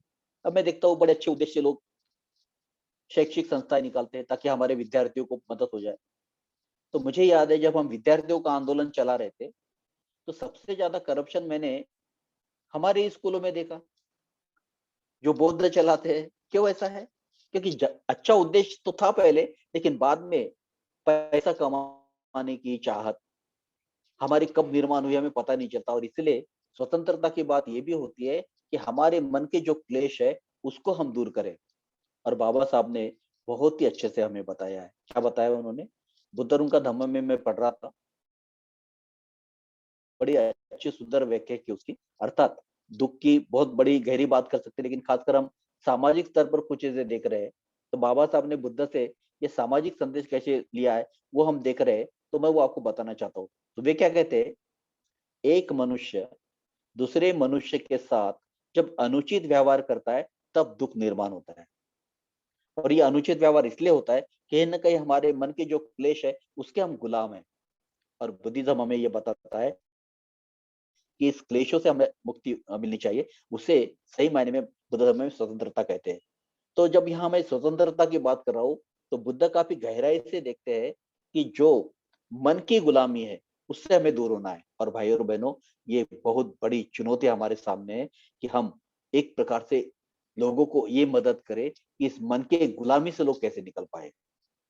और फिर हम बंधुता की तरफ आते हैं, जो बाबा साहब कहते हैं कि मेरे गुरु मैंने बुद्ध से लिया है। फिर बुद्ध बंधुता की बात कैसे करते हैं? बंधुता ये शब्द एक प्रकार से बड़ा प्रसिद्ध है। फ्रैटर्निटी ये शब्द हम लोग कहते हैं, ब्रदरहुड ये शब्द हम लोग कहते हैं, लेकिन बुद्ध धर्म में इसको मैत्री कहते हैं। और निश्चित ही मुझे लगता है ये बहुत ही सुंदर ऐसा प्रिंसिपल है कि एक भाईचारा निर्माण हो जाए। कोई भी हो, कोई भी मनुष्य किसी भी मनुष्य से अगर मिलता है तो एक भाईचारा निर्माण हो, तो सही में जगत कितना सुंदर हो जाएगा। और बुद्धिज्म में इसको मैत्री कहते हैं। और मैत्री की जो परिभाषा है क्या सुंदर है। मुझे लगता है कि मैत्री की जो एक प्रकार से गहराई है वो बुद्धा इस प्रकार से बताते हैं कि जैसे कोई माँ अपने इकलौते औरस पुत्र का जिस प्रकार से लालन पालन करती है, उसकी रक्षा करती है, वैसा भाव हमारों के प्रति होना चाहिए। कितनी गहरी बात है। और अगर हम संक्षेप में कहे तो जो लोग नागलोक से ट्रेनिंग लेकर है उनको मालूम होगा, जो लोग कभी नागलोक गए होंगे उनको मालूम होगा, वहाँ एक बोर्ड लगा हुआ है और वहाँ बहुत ही सुंदर वाक्य लिखा है, वो मुझे बड़ा पसंद आता है कि बुद्ध धर्म का जो सार है वो करुणा है। और निश्चित ही मैत्री से करुणा निर्माण होती है। तो बुद्ध धर्म का सबसे महत्वपूर्ण प्रिंसिपल ये मैत्री है, सार है। अब इसके ऊपर और क्या कहें। तो एक प्रकार से ये एक सामाजिक क्रांति के हमें चाहिए, तो वो बुद्ध ने दिए, ये मैत्री का तत्व है। अब जैसे मैंने कहा कि ये उसका सार है, तो थोड़ा सा हम गौर करेंगे। देखा जाए तो ये मैत्री ही सर्वतोपरि है, मैत्री ही सबसे महत्वपूर्ण है। ऐसा कहते हैं कि जो शीलों की हम चर्चा करते हैं, जो शीलों को हम देखते हैं, तो एक प्रकार से हमारे पहला जो शील है ना मैत्री का, वही शील महत्वपूर्ण है। और एक प्रकार से बाकी शील एक प्रकार से मैत्री का एक्सटेंशन है, वो आगे बढ़ते हैं। वो कैसे? अगर हमारे मन में मैत्री है स्वयं के प्रति, औरों के प्रति, तो निश्चित ही करेंगे। हम झूठ नहीं बोलेंगे, हम व्यभिचार नहीं करेंगे, हम किसी प्रकार का नशा पान नहीं करेंगे, हम लोगों को किसी प्रकार से गलत प्रकार से वाणी का प्रयोग नहीं करेंगे। क्योंकि मैत्री अगर है तो ये बात रहेगी, इसलिए मैत्री सर्वतोपरि है। लेकिन भाई और बहनों, मैत्री केवल बोलने से नहीं आती है, हमें सही में मैत्री को समझना पड़ेगा और बुद्ध की शिक्षा हमें ये मैत्री का विकास करने के लिए मदद करती है। और मैंने देखा है भाई और बहनों, कई लोग सही मायने में बुद्ध की शिक्षा को सीखकर उन्होंने अपनी मैत्री का विकास किया है। तो ये जो मैत्री है, अगर ये हमें विकसित हो गई तो निश्चित ही मुझे लगता है कि हमें समता भी आएगी, और मैत्री अगर हमें है तो हम औरों को स्वतंत्रता भी देंगे। तो एक प्रकार से बुद्ध की ये जो शिक्षा है, ये शिक्षा सही मायने में समाज परिवर्तन की एक ताकत रखती है। और बाबा साहब ने वही बात हमको बताया कि एक मनुष्य दूसरे मनुष्य के साथ अनुचित व्यवहार करता है तो दुख निर्माण होता है, और बुद्ध हमें सिखाता है कि एक मनुष्य ने दूसरे मनुष्य के साथ उचित व्यवहार कैसा करना चाहिए। तो एक प्रकार से हम देख सकते हैं कि सही में जब हम मैत्री हमारे मन में होगी तो अपने आप उसकी अभिव्यक्ति स्वतंत्रता में होगी, समता में होगी, औरों के प्रति हमारी संवेदनशीलता रहेगी। और मुझे लगता है भाई और बहनों, पहले से बहुत ज्यादा हमें आज मैत्री की आवश्यकता है। आज हमें बुद्ध धर्म की आवश्यकता है। तो कुछ चंद बातें मैं आखिरी में कहकर यहाँ रुकना चाहूंगा। जैसे कि मैंने कहा कि बाबा साहब की जीवन को जब मैं देखता हूँ, उनके भाषणों को जब मैं पढ़ता हूं, मैं देखता हूँ कि वे एक प्रकार से मानवता के लिए एक ठोस, एक प्रकार से संदेश देना चाहते हैं, और उन्होंने उस संदेश को बुद्ध के रूप में देखा है। और एक प्रकार से बुद्ध ये पहले क्रांतिकारी थे जिन्होंने समता का संदेश दिया है, स्वतंत्र मैत्री को उन्होंने सिखाया, और जगत को इन मूल्यों की बहुत ज्यादा जरूरत।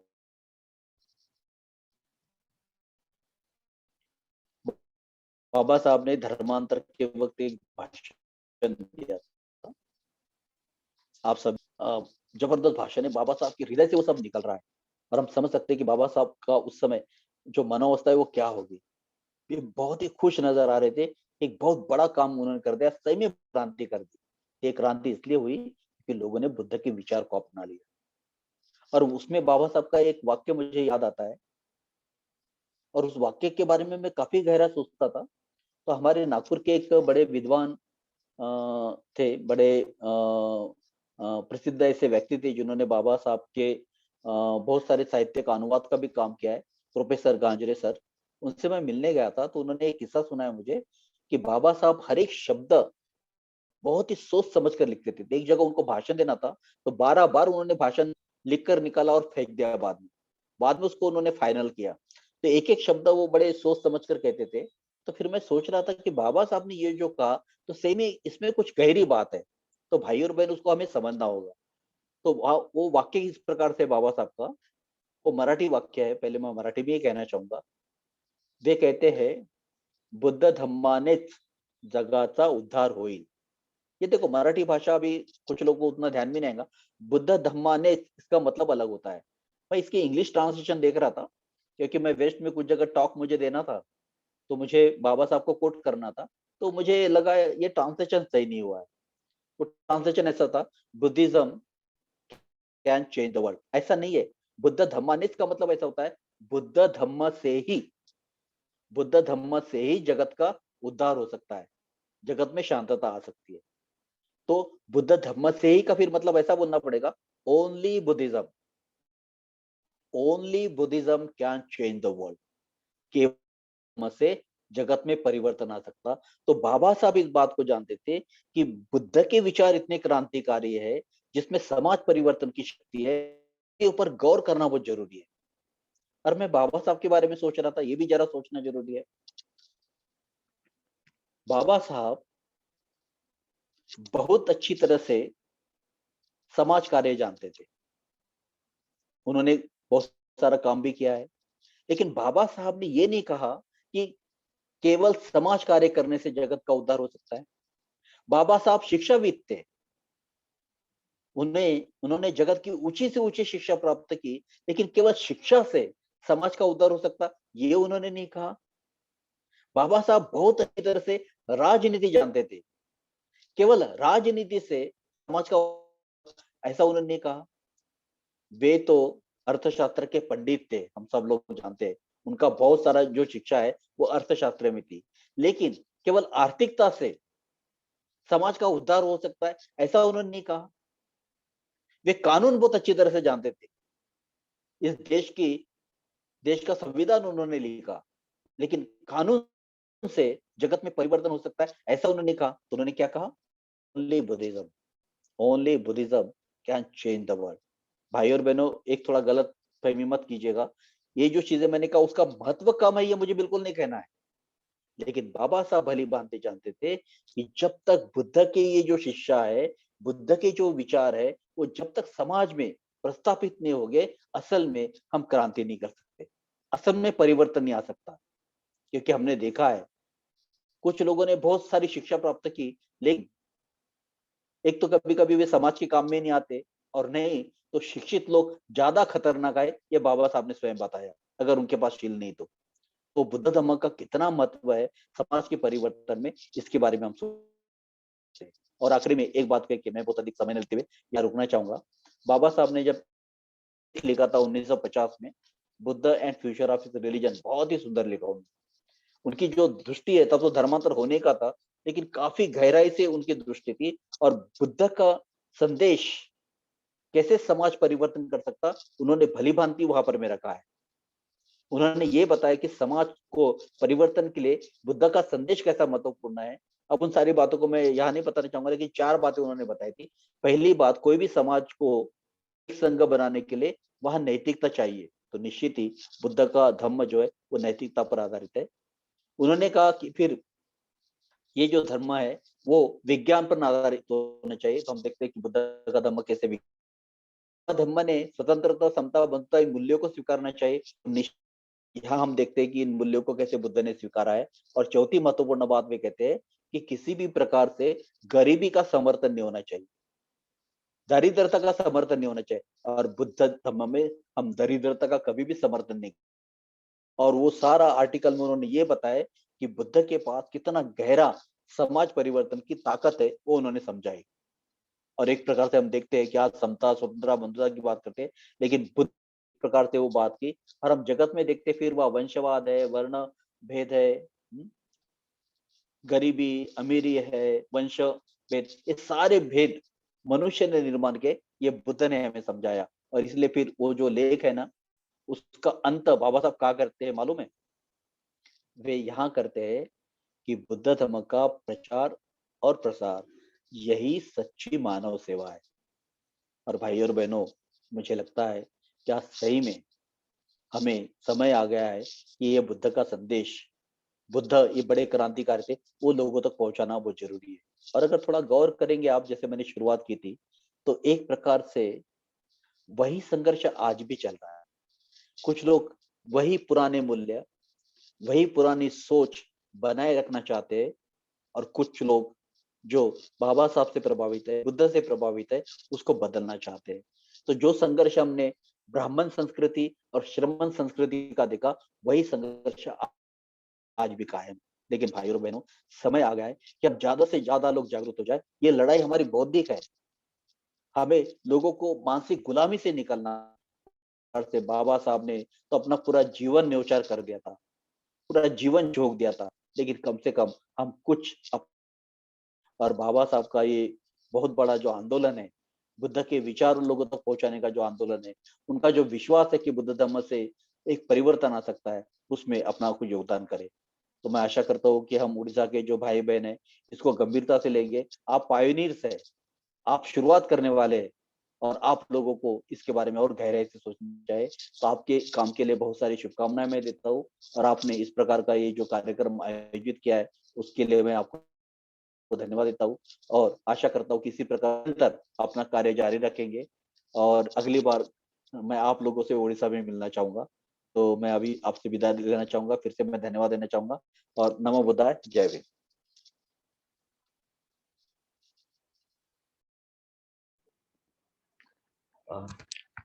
बहुत बहुत धन्यवाद सर जी, आपने बहुत अच्छी तरह से हमें बुद्ध जो रिवोल्यूशनरी है, उनका विचार कैसे रिवोल्यूशनरी है, समाज के लिए, सभी प्राणी के लिए वो कैसे रिवोल्यूशन है, वो आपने बताने की कोशिश की।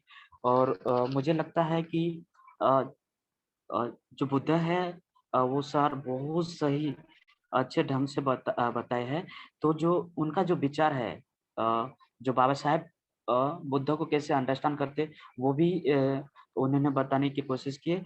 तो जो बुद्ध का जो उनका जो टीचिंग है, वो सही में इंसान के लिए फ़ायदेमंद है, और उनका जो विचार है, वो बहुत अलग है।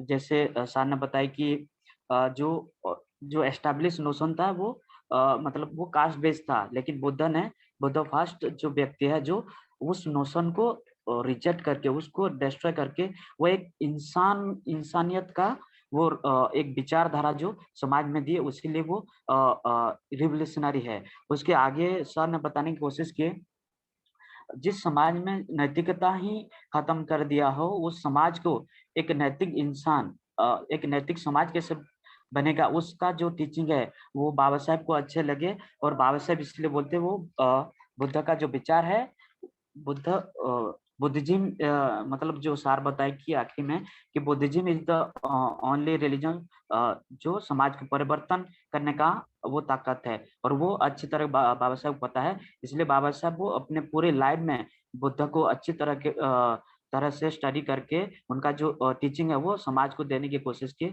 उसी टीचिंग आज जो कलिंग मित्र की तरफ से जो इनिशिएटिव उड़ीसा में हो रहा है, वो काफी मुझे लगता है इसी टॉक के माध्यम से हमें और पूरे जो सुन रहे हैं, या फिर पूरे समाज के लिए एक मैसेज जा रहा है, कि वो हम उसी जो विचारधारा है बुद्ध और बाबा साहब, उसी से हम समाज को परिवर्तन करने का काम करेंगे। तो इतना कहते हुए तो अभी अगर किसी का सवाल है, तो आप डायरेक्ट पूछ सकते हैं, या फिर चैट बॉक्स में लिख सकते हैं। किसको कुछ पूछना है तो आप पूछ सकते हैं directly. Thank you so much sir.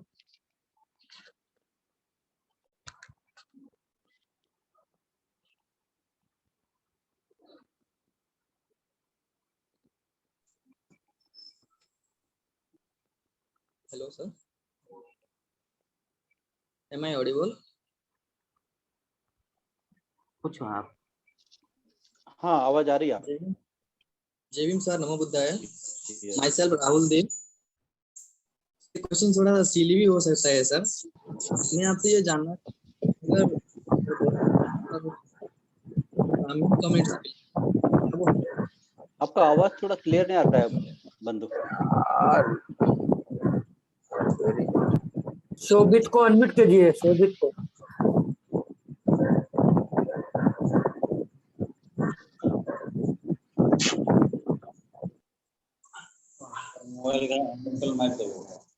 मेरा आवाज आ रहा है क्या?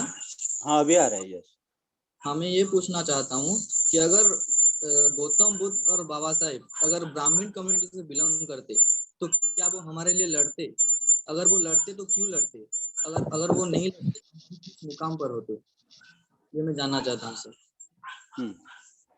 अभी मतलब ये सवाल थोड़ा सा अलग ही है। अभी हम एक कल्पना कर रहे हैं, लेकिन एक बात है, जैसे अभी बाबा साहब ने स्वयं एक प्रकार से जो विषमता होती है उसका अनुभव उन्होंने किया, और एक प्रकार से वो उसके भुगत। तो एक बात हमें ध्यान में लेनी चाहिए यहाँ पर में, कि बाबा साहब के जो बहुत सारे के सहकारी थे, वे ब्राह्मण कम्युनिटी से भी आए, और जिन्होंने बाबा साहब के साथ कंधा मिलाकर काम किया है। तो जो लोग इस बात को समझ सकते हैं कि भाई ये तो मतलब एक प्रकार का हमारा अज्ञान है, और एक प्रकार से कहीं ना कहीं हम इस अज्ञानता की वजह से इस विषमता में है, तो उन लोगों ने भी इस आंदोलन में अपने आप को झोंक दिया। बुद्ध तो मतलब ब्राह्मण नहीं थे, वे क्षत्रिय इससे आए थे। बुद्ध बुद्ध बने, उनको सत्य समझ में आया। तो ये बात भी सच है कि बहुत सारे जो ब्राह्मण है बुद्ध से प्रभावित हो गए और बुद्ध के संगम में आ गए। तो सवाल यह है कि जब सत्य कोई भी जानता हो, तो सत्य एक प्रकार से उनकी आंखें खोल देता है, और फिर कोई भी हो तो वो सत्य को लेकर वो काम करता है। तो हम देखते हैं कि इतिहास में ऐसे भी लोग हो गए हैं, जो भले ही ऊंचे वर्ण में उनका जन्म हुआ है, लेकिन फिर भी जब वे इस प्रकार के सत्य के संपर्क में आए, इस प्रकार के समता, स्वतंत्रता, बंधुता के मूल्यों के संपर्क में आए, तो उन लोगों ने लेकिन अपना जो काम है वो किया है।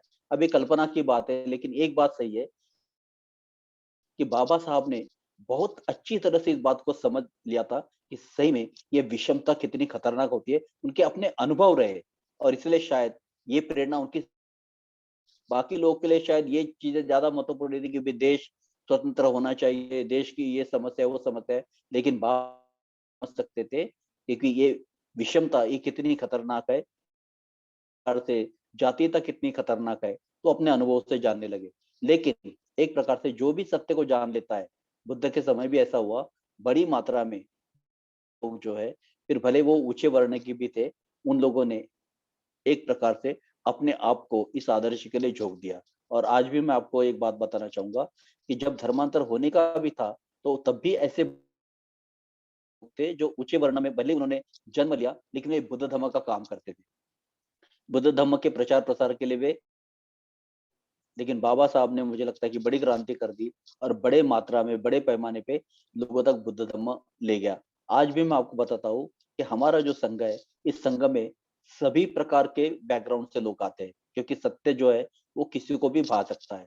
अभी हम मतलब एक कल्पना कर, बाबा साहब के भी वक्त बहुत सारे उनके जो सहकारी थे, जो उच्च वर्णीय थे, लेकिन फिर भी उन्होंने बाबा साहब को एक प्रकार से उस आंदोलन में पूरा साथ दिया। मुझे लगता है इतना पड़ेगा। Okay, thank you sir.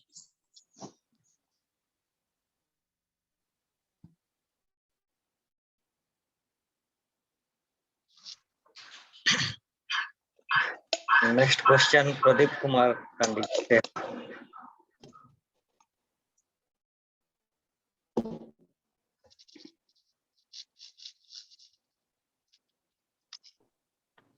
नमो बुद्धाय। आज धर्माचार्य अमोघ सिद्धि साहब बहुत अच्छा तरह से हमको समझाए, और जो चीज बुद्ध ने किए थे या बाबा साहब भी किए थे, वो चीज हमको आज करना भी, आज भी बहुत जरूरी है। तो सर इसके लिए मैं के प्रश्न तो नहीं, कि सलाह मांगना चाहता हूँ, एडवाइस मांगना चाहता हूँ कि आजकल के जमाने में कि हमारे जितने भी लोग हैं जो कि हमारे ये लोगों का संपर्क में नहीं आए हैं, उन लोग बहुत हाईली क्वालिफाइड है सर, अच्छा कमाते हैं, अच्छा खाते हैं, ज्ञान भी है, बाकी इस बारे में बिल्कुल चिंतन नहीं करते। और जब धम्म का बारे में हम लोग बोलते हैं, पर्टिकुलरली बुद्ध धम्म के बारे में, तो मैंने स्ट्रेट फॉरवर्ड उन लोग पूरा नकार देते हैं। तो कहने का मतलब ये है कि उन लोग के लिए, क्योंकि उन लोग क्वालिफाइड है, हम तो इतना क्वालिफाइड भी नहीं कि उन लोग को हम समझा सके, तो ऐसा किताब है क्या कि बौद्ध धम्म को क्यों हम स्वीकार करें और क्यों प्रैक्टिस करें? ओके, ठीक है ना। मतलब प्रदीप जी बहुत अच्छा सवाल आपने पूछा है एक्चुअली, और इसमें मैं 2-3 बातें कहना चाहूंगा कि मैं समझ सकता हूँ कि हमें किस प्रकार से लगता है, और मैं आपको एक बात बताना चाहूंगा। अभी समझो आप होंगे, तो मैं महाराष्ट्र की बात करता हूँ, जिस महाराष्ट्र में ये धम्म क्रांति हुई, हम इसको क्रांति कहते हैं बहुत बड़ी, क्योंकि बुद्ध हमारे लिए बड़े क्रांतिकारक है। लेकिन इस महाराष्ट्र में भी धर्मांतर होने के बावजूद भी बहुत सारे लोगों में बड़े संभ्रम, इस नागपुर में थी, आपको बताऊं मैं, क्योंकि लोगों में इतना संभ्रम था कि लोगों का ये मानना ही नहीं था कि सही में धम्म से कुछ हो सकता है। तो ये विश्वास दिलाने के लिए हमको बहुत काम करना पड़ा। तो एक प्रकार से हम जो लोग बुद्ध के विचार से प्रभावित है, उनके सामने ये बड़ी चुनौती है कि सही में बुद्ध के ये विचार से कुछ हो सकता है। क्योंकि हुआ क्या कि बुद्ध के विचारों को लोगों ने जाना ही नहीं, जी चले गए। और उसके बाद जो आंदोलन चला, क्योंकि मैं महाराष्ट्र में हूँ तो मैं चीजें बहुत करीब से देखते रहा, तो उस आंदोलन में क्या हुआ बंधु, कि बहुत सारे लोगों ने मतलब बाकी जो आंदोलन है, सामाजिक है, शैक्षिक है, राजनीतिक है, उसमें बहुत ताकत लगा दी, लेकिन बाबा साहब का ये जो विजन था बुद्धिज्म का, इसके आंदोलन को बढ़ाने के लिए बहुत कम लोग आगे आए या न के बराबर आए, और इसका बहुत ही विपरीत परिणाम हो गया। फिर इतना विपरीत परिणाम हो गया कि एक प्रकार से सही में इस धम्म में कुछ ताकत है, ये भी बात लोग में नहीं आए। उल्टा यूं समझो कि उनमें ही संभ्रम रहा कि धम्म से क्या होता है। तो कई मैंने ऐसे लोग देखे हैं, बाबा साहब ने इतना मेहनत करके जब उनका निर्माण हो गया तो उसी रात वे बुद्ध और उनके धम्म की प्रस्तावना लिख रहे थे। देखिए, यानी उस समय उनकी हालत सही में अच्छी नहीं होगी, फिर भी प्रस्तावना लिख रहे थे, काम कर रहे थे और इतना महत्वपूर्ण ग्रंथ उन्होंने दिया। लेकिन मैं जानता हूँ हमारे नागपुर के कई कार्यकर्ताओं ने, नेताओं ने इसको कभी नहीं पढ़ा था। तो एक प्रकार से सही में बुद्ध क्या बता रहे हैं, बुद्ध का संदेश क्या है, ये लोगों को मालूम नहीं होने से भी एक प्रकार से उसको वो रिस्पॉन्स नहीं देते। फिर आपका सवाल है कि फिर ऐसी कौन सी किताब क्या उनको देना चाहिए, तो स्वयं बाबा साहब ने इसका जवाब दिया है। बुद्धानी धम्म तो है ही, लेकिन हम भारत में रहते हैं और इस भारत में सही में बुद्ध धम्म हमको पढ़ाना होगा ना, तो पहले उनको हमको एनिहिलेशन देना पड़ेगा, जिसमें बाबा साहब के बहुत ही गहरे विचार है। हाँ?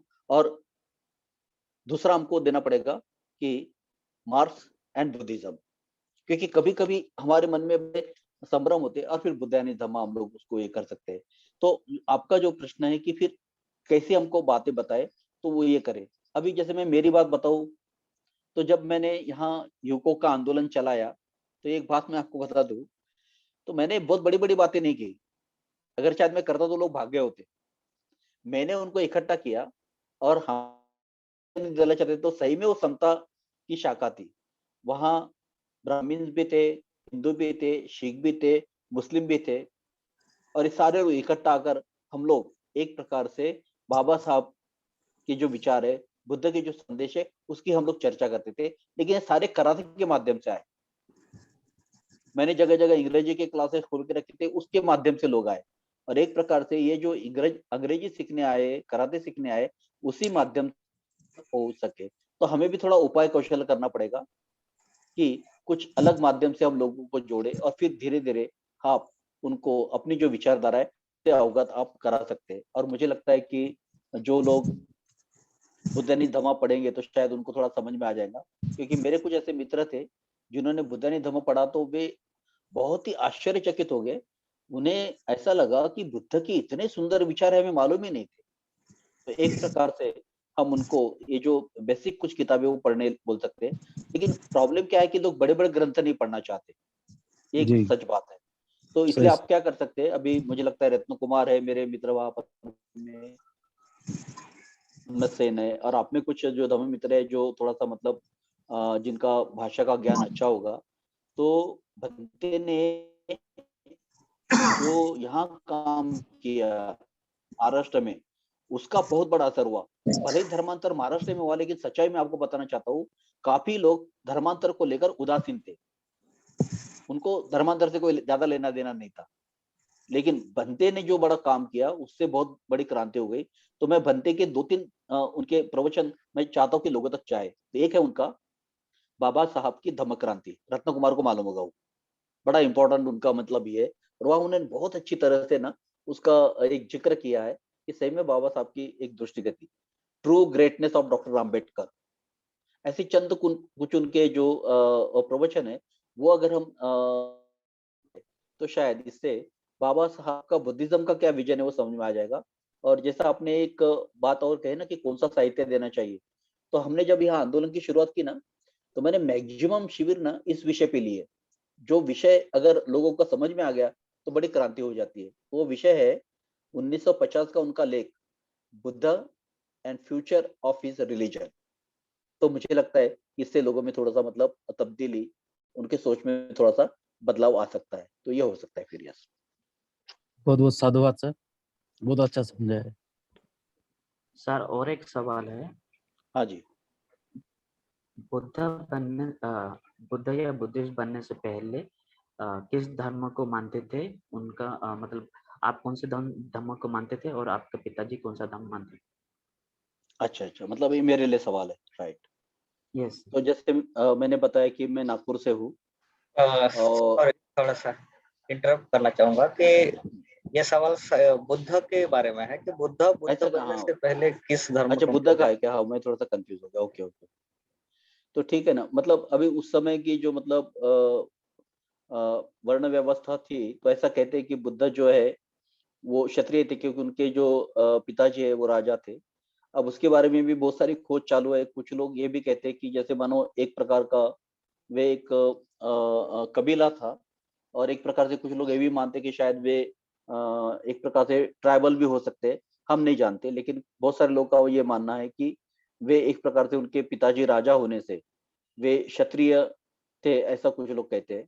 लेकिन ये बात तो सच है कि बुद्ध ने लेकिन ये सारी वर्ण व्यवस्था को नकारा, और फिर सारे मतलब एक प्रकार से दुनिया को उन्होंने ये बताया कि भी मनुष्य जो है वो कर्म से ही श्रेष्ठ बनता है। तो ये कहते हैं कि वे क्षत्रिय इससे आए, और कुछ अभी नई खोजें हो रही है। तो वे कहते हैं कि उनके जो पिताजी है तो एक प्रकार से मतलब एक जो कबीला था, एक प्रकार का मतलब एक राज्य था, जो हो सकता है शायद ट्राइबल भी हो, तो हम अब उसको नहीं जानते। लेकिन मोटे तौर पर लोग, बहुत सारे लोग ये मानते हैं कि वो उनके पिताजी राजा होने से, और ये भी मतलब युद्ध कलाओं की प्रशिक्षण लेते थे जब वो राजकुमार थे, तो इससे ये दिखता है कि वो क्षत्रिय वर्ण के थे, ऐसा दिखाई देता है।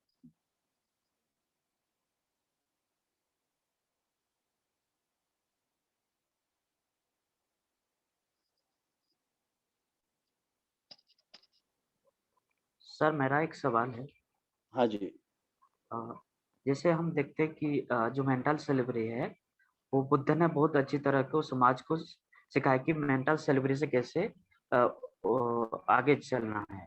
हाँ। लेकिन हम फिर देखते बाबा साहब भी बहुत सारी चीज उसके ऊपर बोले, फिर भी हम देखते हैं कि समाज में अभी भी जो टीचिंग है बुद्ध का टीचिंग जो बाबा साहब ने सिखाया वो अभी तक नहीं पहुंचा। तो हाँ। अभी भी देखते हैं कि मेंटल सर्व अभी भी बहुत मतलब बड़े पैमाने पे दिखाया जाता है। तो क्या मतलब कैसे उसको मतलब अ, अ, हम उसको कितना जल्दी उसको डिस्ट्रॉय कर सकते हैं? Right, right. मतलब बहुत बहुत ही मतलब आपने बहुत बड़ा महत्वपूर्ण सवाल मतलब खड़ा किया है। तो एक्चुअली देखा जाए तो मतलब थोड़ा-सा जैसे मैं कह रहा था कि आज भी हमारा वो संघर्ष जारी है। मतलब एक प्रकार से जो प्रस्थापित धर्म उस समय का था, ब्राह्मणी धर्म और श्रमण, तो आज भी कुछ लोग उसको बनाए रखना चाहते हैं। लेकिन हम देखते हैं कि ये जो प्रस्थापित समाज है, आज भी पावरफुल है। तो सारा मीडिया उनके हाथ में है, बराबर? आज कम से कम इंटरनेट के ज़रिए से कुछ तो हमें थोड़ी ताकत मिल गई है, अपनी बात रखने के लिए। लेकिन फिर भी उसका भी वो जिस ढंग से इस्तेमाल करते हैं, तो आप वो शब्द समझते हैं कि मुझे मालूम नहीं, अंग्रेजी में उसको कहते हैं ब्रेन वॉशिंग। और ये इतने चालाकी से ब्रेन वॉशिंग होता है कि हमें पता भी नहीं चलता। इसलिए हमारे जैसे जो लोग हैं, जो थोड़ा बहुत समझदार है, तो उन लोगों को समाज का प्रबोधन करना चाहिए। समाज को जागरूक करना बहुत ज़रूरी है, और वो जागृति नहीं आने से ही बड़ी समस्या है। तो मैं एक छोटा-सा उदाहरण आपके सामने रखूँगा। जैसे मेरे मित्र रत्न कुमार बता रहे थे कि मैंने युवा लोगों में काफ़ी काम किया है, और मैं स्वयं युवा था, और हम उस समय काफ़ी मतलब ये कहना चाहे क्या कहना चाहे कि बहुत ही बाबा साहब के विचारों से यूँ समझो कि बिल्कुल प्रभावित थे, और कुछ भी करने के लिए हम तैयार थे, और बहुत बहुत जोश से हम लोग काम कर रहे थे। तो उस समय काफ़ी युवा लोगों को, और जैसे मतलब इसके पहले भी हमारे एक भाई ने सवाल किया था कि काफ़ी पढ़े-लिखे भी लोग हैं। तो ऐसे पढ़े-लिखे और बड़ी ऊँची शिक्षा लेने वाले युवकों का हमने शिविर लिया एक, और फिर उनसे मैं कुछ वार्तालाप कर रहा था, चर्चा कर रहा था। तब वहाँ के कुछ युवकों ने जो एक सवाल पूछा था, वो मैं आपको बता रहा हूँ। तो एक युवक ने पहले कहा, "सर जी," बोले, "आप तो बहुत अच्छी बातें बता रहे थे," बोले, "बहुत अच्छा लगा," बोले, "आपको।" मैं सब पूछ रहा था कि कैसा लगा? हमने इसकी चर्चा की, हमने उसकी चर्चा की। नहीं सर जी, बोले, "बहुत अच्छा लगा," बोले, "लेकिन," बोले, "आखिर तो," बोले, "सभी धर्म सर ही के होते," बोले, "सभी यही बताते हैं।" तो मैं थोड़ा रुका, बोले, "ये किसने आपको बताया?" नहीं, ऐसा ही है ना, बोले, "सभी धर्म तो अच्छा ही बताते हैं, सभी धर्म समान होते हैं।" फिर दूसरे युवक ने कहा, "सभी धर्म समान होते हैं।" हाँ, तो फिर धर्मांतर की क्या ज़रूरत है? सभी तो धर्म समान होते हैं। तब मैं सोच रहा था कि ये उनको किसने बताया? तो ये मीडिया ने बताया। तो बड़ी चालाकी के साथ ब्रेन वॉशिंग होते रहता है, और इसीलिए मुझे लगता है कि हमको एक प्रकार से ये जो भी बुद्ध के विचार है, बाबा साहब का जो संदेश है, ये लोगों तक पहुँचाना पड़ेगा। और मुझे क्या लगता है, अगर आप मतलब मेरी बात समझ रहे होंगे तो हमने कैसे बहुत सारा समाज कार्य बहुत सारा किया, राजनीतिक भी हमने बहुत सारा काम किया, लेकिन महत्वपूर्ण बात है कि बाबा साहब के विचारों को लोगों तक पहुँचाना चाहिए, और ये पहुँचा दिया ना, तो लोग अपने आप ही जागरूक हो जाएँगे। मुझे लगता है कि कांशीराम जी के बारे में मैं एक बात कहना चाहूँगा। महाराष्ट्र के बहुत सारे नेताओं ने महाराष्ट्र के बाहर सही में काम नहीं किया। मेरा एक विश्वास है बंधु, कि आप ज़्यादा चिंता मत कीजिए बुद्धिज़्म की। मेरा पूर्ण विश्वास है, बस आप बाबा साहब पहुंचा दो, लोग बुद्धिज्म की तरफ आ जाएंगे। और ऐसा ही हुआ है, जहां जहां कांशीराम जी ने बाबा साहब पहुंचाया अलग अलग राज्यों में, वे लोग बुद्ध की तरफ आ गए। लेकिन सही में बाबा साहब के विचार पहुंचाने चाहिए, लेकिन कुछ लोग केवल एक प्रकार से अपनी राजनीतिक बात करते हैं, लेकिन बाबा साहब का संदेश, बाबा साहब की सोच नहीं पहुंचाते। तो मुझे लगता है कि समय आ गया है कि जहां हम बाबा साहब की जो शिक्षा है, उन्होंने हमें क्या बताया, क्या पढ़ाया है, वो पहुंचाना चाहिए। और इतना हमने कर दिया ना, तो मेरा एक विश्वास है, जो बाबा साहब को समझेगा ना, I am sure about it, वे बुद्ध की तरफ चला आएगा। तो हमें बाबा साहब, तो भारत की मैं बात कर रहा हूँ, कि हमको बहुत ही स्ट्रॉन्ग तरीके से बाबा साहब का संदेश, बाबा साहब के विचार लोगों तक पहुंचाने पड़ेंगे, तो लोग बुद्ध धम्म की तरफ भी आ जाएंगे। तो आज प्रबोधन समझते ना, मतलब प्रबोधन लोगों को, मतलब एक प्रकार से जागृति का आंदोलन, ये ज्यादा महत्वपूर्ण है, ऐसा मुझे लगता thank you so much sir.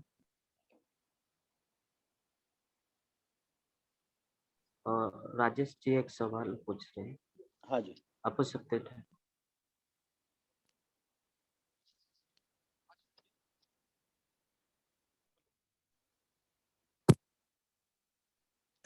मेरी आवाज आ रही है ना? हाँ जी, यस। सर, क्या हमें वर्तमान परिवेश में स्टेट लेवल की अपने लोगों की कोई पॉपुलेशन डायरेक्टरी बनानी चाहिए, ताकि हम वन टू वन लोगों से रिलेशन बना सके, हर बात शेयर कर सके?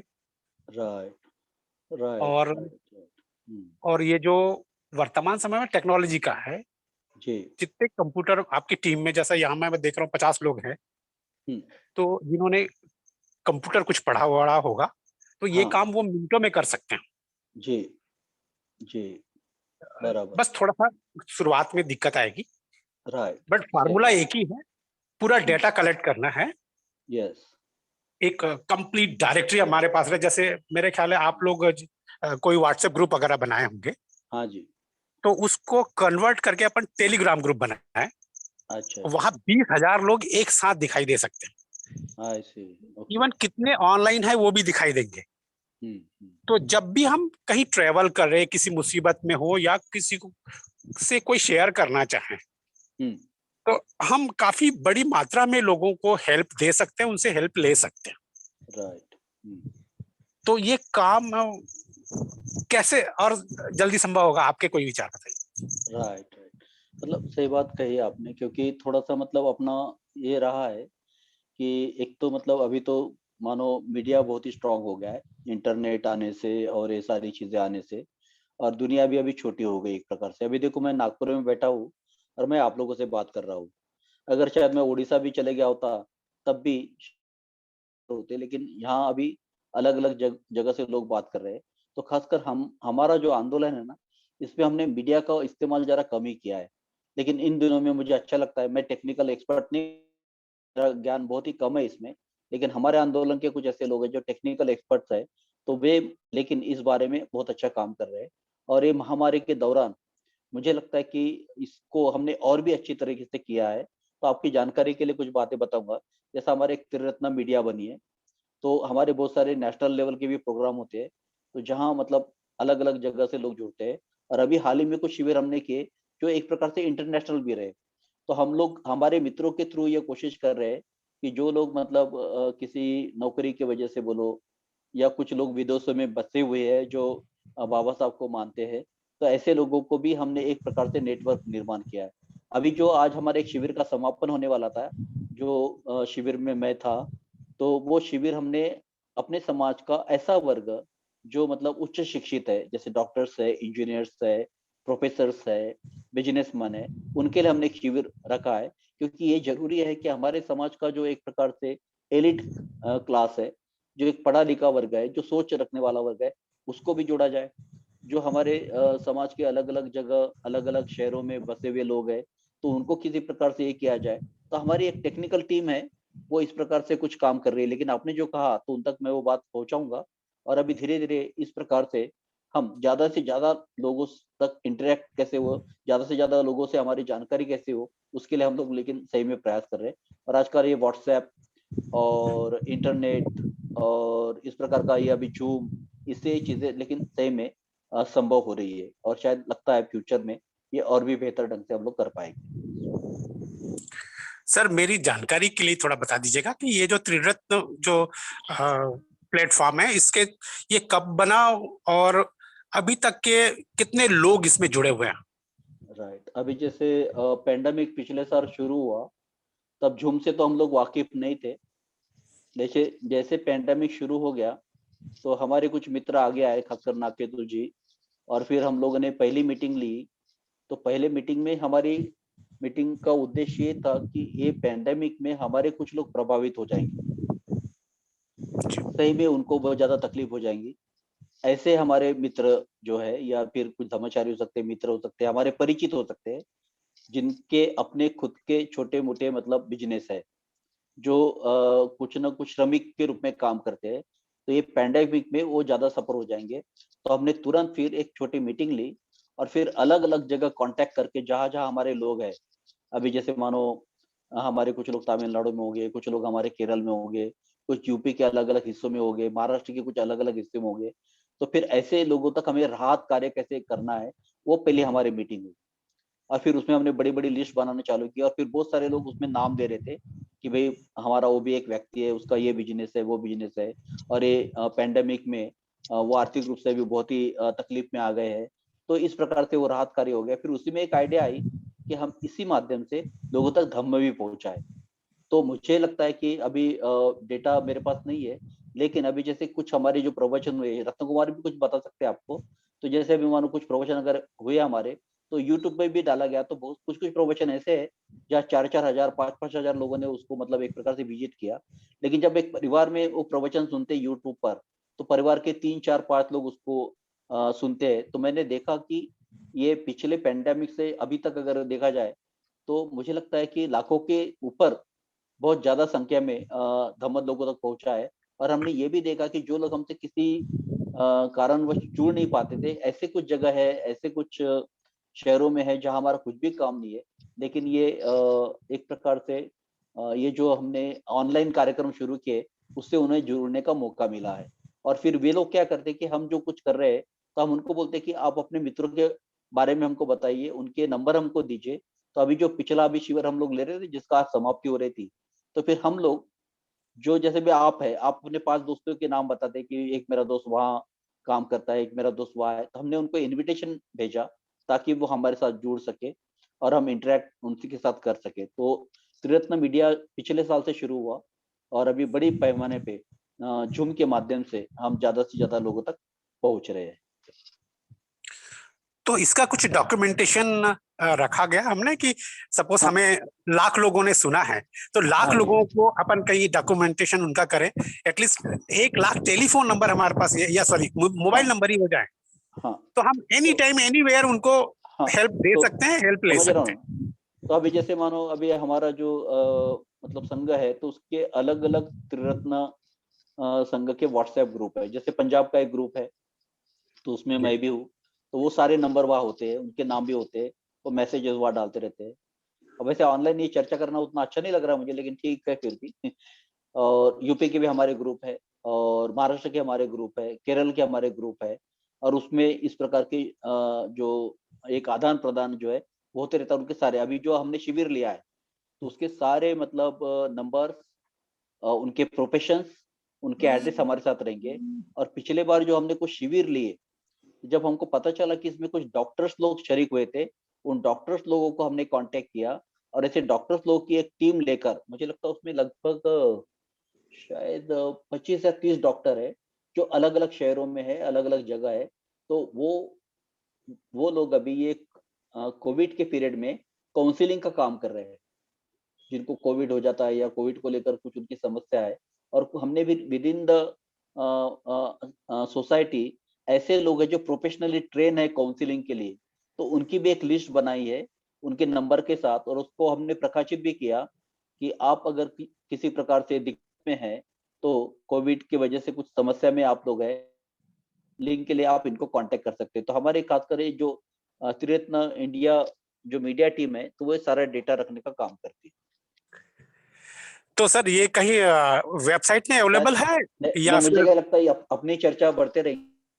और जी, 9 बजते आ रहे हैं, तो यस सर। कुछ चीजें आपको रत्न कुमार बता सकेंगे, तो फिर अपनी चर्चा यस, करते उसका तो ऑलरेडी है सर, जो त्रिरत्न इंडिया मीडिया में, उसमें आपको अवेलेबल हो जाएगा। और हमारे जो सेंटर्स है वो अलग अलग शहरों में है। उस सेंटर्स में सभी डेटा है जो कि उसी एरिया का डेटाबेस है, हम बोल सकते हैं उसमें। जी, database. Thank you. Thank you sir. Okay, thank you. तो और कोई सवाल नहीं होगा लग रहा है। हाँ, जय भीम। अमोक सिद्धि जी, जय भीम। जय भीम। यस, महेंद्र सिरसट अकोलावरून बोल रहा हूँ हाँ, मैं। बोलो। हाँ। नहीं भाई, अभी जो बात किया था, जो सर ने बात किया था, मैं उनसे मतलब था कि वो कहाँ से बोल रहे थे, मतलब कहाँ से बोल रहे हैं, और उनका नाम थोड़ा मुझे चाहिए था, मतलब ऐसे। जी, मैं राजेश गणवीर हूँ और मैं भिलाई छत्तीसगढ़ से हूँ। जी जी जी, ठीक है, ठीक है, ठीक। ठीक। और एक सवाल अभी आया है, ये चैट बॉक्स पे है कि कटक डिस्ट्रिक्ट में, in Cuttack district of Odisha there are Buddhist handloom weavers are residing. They are worshipping and follower of Lord Buddha, but they are with worship of Lord Buddha, worshipping God and goddesses of Hindu. Is it a problem for practicing Buddhism? Right. अभी खैर इसका मतलब वो संक्षेप ही जवाब दूंगा मैं। भारत में बहुत सारे लोग, मतलब ये समझो कि जब बुद्धिज्म भारत में पूरा फैल चुका था, तो अभी भी मतलब बुद्धिज्म को लेकर जीने वाले कुछ लोग हैं। लेकिन जैसे हम देखते हैं कि एक प्रकार का सांस्कृतिक, क्या कहूँ मैं, एक आक्रमण बोलो या सांस्कृतिक एक प्रकार से एक डोमिनेशन जब होता है, तो फिर एक प्रकार से जो ओरिजिनल मतलब चीजें वो कहीं ना कहीं मिक्सअप हो जाती है। और हम देख रहे हैं कि बड़े चालाकी के साथ वो डोमिनेशन हो रहा है, और धीरे धीरे मतलब एक प्रकार से बुद्ध का एक अलगपन लोग भूल रहे हैं। और मुझे लगता है कि कुछ जगह देवी देवता और सारी चीजें मतलब मिक्सअप हो गई है। और रत्न कुमार अच्छी तरह से जानते हैं कि हमारे नागलोक के ट्रेनिंग में बहुत सारे बच्चे ऐसे भी आए हैं कुछ, जो देखा जाए तो मतलब बुद्धिस्ट थे एक प्रकार से, लेकिन जाने अनजाने में वो देवी देवता और सारे उनके तरफ उनको भी पता नहीं चला। लेकिन नागलोक में आने के बाद उनको पता चला कि एक्चुअली बुद्ध की शिक्षा क्या है और बुद्ध डिफरेंट कैसे है। अभी आप देखेंगे, मैंने महावीर की चर्चा की थी, तो महावीर देखा जाए तो वो श्रमण थे ना, उन्होंने एक अलग धर्म। लेकिन अब देखते कि जैनिज्म भी कहीं से वो देवी देवताओं में कहीं ना कहीं ये हो रहा है। तो ये बड़ी समस्या है कि एक प्रकार से भी विचार है, उस विचार की शुद्धता करने वाले अगर नहीं रहेंगे तो करप्ट हो जाएगा। जापान में भी बुद्धिज्म इस प्रकार से धीरे धीरे मतलब काफी हद तक खत्म सा हो गया है, क्योंकि उसके प्रचार करने वाले नहीं थे। तो बहुत सारी जगह मुझे लगता है कि ये समस्या है, क्योंकि बुद्ध को जब हम अपनाते हैं तो एक बात बहुत क्लियर है कि जहाँ किसी प्रकार के ईश्वर देवी देवता का कोई स्थान नहीं होता। लेकिन कुछ जगह चीजें ये, और कहाँ से मतलब हिंदू गॉड गॉडेसेस घुस गए, ये हमें समझ में भी नहीं आया, क्योंकि सांस्कृतिक एक आक्रमण कहीं ना कहीं होते ही रहता है। यस।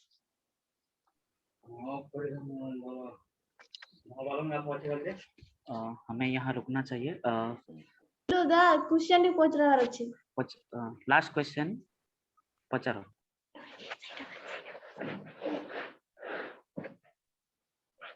हेलो हेलो पचारो। सर, तो आप जो हमें टीच दे रहे हैं या फिर बाबा साहिब जो हमको ज्ञान देकर गए हैं बुद्ध धर्म के बारे में, अगर ये सब स्कूल कॉलेज में अगर टीच दिया होता है तो शायद यूवी स्टूडेंट को बहुत ज्ञान मिलती और बहुत डेवलप हो सकता है। तो ऐसा आज तक क्यों नहीं हुआ स्कूल कॉलेज में, अगर ये भी हमें पढ़ाया होता तो? Yes yes. अभी हम इस बात को जानते हैं कि मतलब जैसे मैंने कहा है कि हमारा ये संघर्ष चालू है। कुछ लोग नहीं चाहेंगे कि बुद्ध की शिक्षा इस प्रकार से लोगों तक जाए, और इसलिए वो पाठ्यक्रम में ये चीजें नहीं आने वाली। लेकिन एक बात बड़ी अच्छी हो गई कि बीच में महाराष्ट्र में तो भी, मुझे हर जगह वो उतना ही मतलब हो रहा है क्या मुझे मालूम नहीं, लेकिन महाराष्ट्र में जब एक प्रकार से लोगों को लगा कि कुछ मूल्यों की शिक्षा होनी चाहिए, कुछ मतलब अच्छी बातें पढ़ाना जरूरी है स्टूडेंट्स को, तो उन्होंने फिर क्या किया कि एक अलग से क्लास रखा। बात ये हो गई कि हमारे बहुत सारे धम्म मित्र, कुछ धर्माचार्य भी टीचर्स है, तो उन लोगों ने फिर, जरूर नहीं हर बार हम बुद्ध का नाम ले, लेकिन जो भी अच्छी शिक्षा है वो हम बता सकते हैं। तो उन्होंने इवन ध्यान भी पढ़ाया स्टूडेंट को और उसका बहुत अच्छा असर हुआ। तो उन्होंने पंचशील की बात जो है अलग भाषा में पढ़ाई, इतना हम लोग कर सकते हैं। लेकिन अगर उसको अभ्यासक्रम में लाना है तो ये बड़ी लड़ाई है, आगे कभी तो भी होगा। लेकिन कम से कम हम लोग क्या कर सकते हैं, हमारे जो शिक्षक है वो एक प्रकार से जो मूल्य शिक्षण की बात आ गई है कि जहाँ नीति मूल्यों को विद्यार्थियों को पढ़ाया जाए, तो निश्चित ही ये उनके लिए मौका था और उन्होंने बुद्ध के तत्व बताए। जरूर नहीं हर बार बुद्ध का नाम ले, लेकिन कम से कम बुद्ध के जो विचार है वो हम लोगों को बता सकते हैं, पढ़ा सकते हैं। Yes, thank you sir, thank you sir. आखिर में सर आपको बहुत बहुत धन्यवाद जो आप अपना कीमती समय हमारे लिए निकाले और आज का जो टॉपिक है वो सही तरह से हमको समझाए। और मुझे लगता है कि जो मैसेज आप देना चाहते वो सभी को पहुंचाया होगा। और मैं पूरे केएमटी टीम और निर्भीड ओडिशा को धन्यवाद देता हूं कि आज ये लेक्चर सीरीज में ऐसे एक विषय जो इम्पोर्टेंट विषय पर टॉक रखे। और सभी को धन्यवाद। Thank you. जय भीम, नवोदय। तो thank you Amok Siddhi ji, thank you. आपने बहुत अच्छी तरीके से हमारे सामने आपके बात को रखे।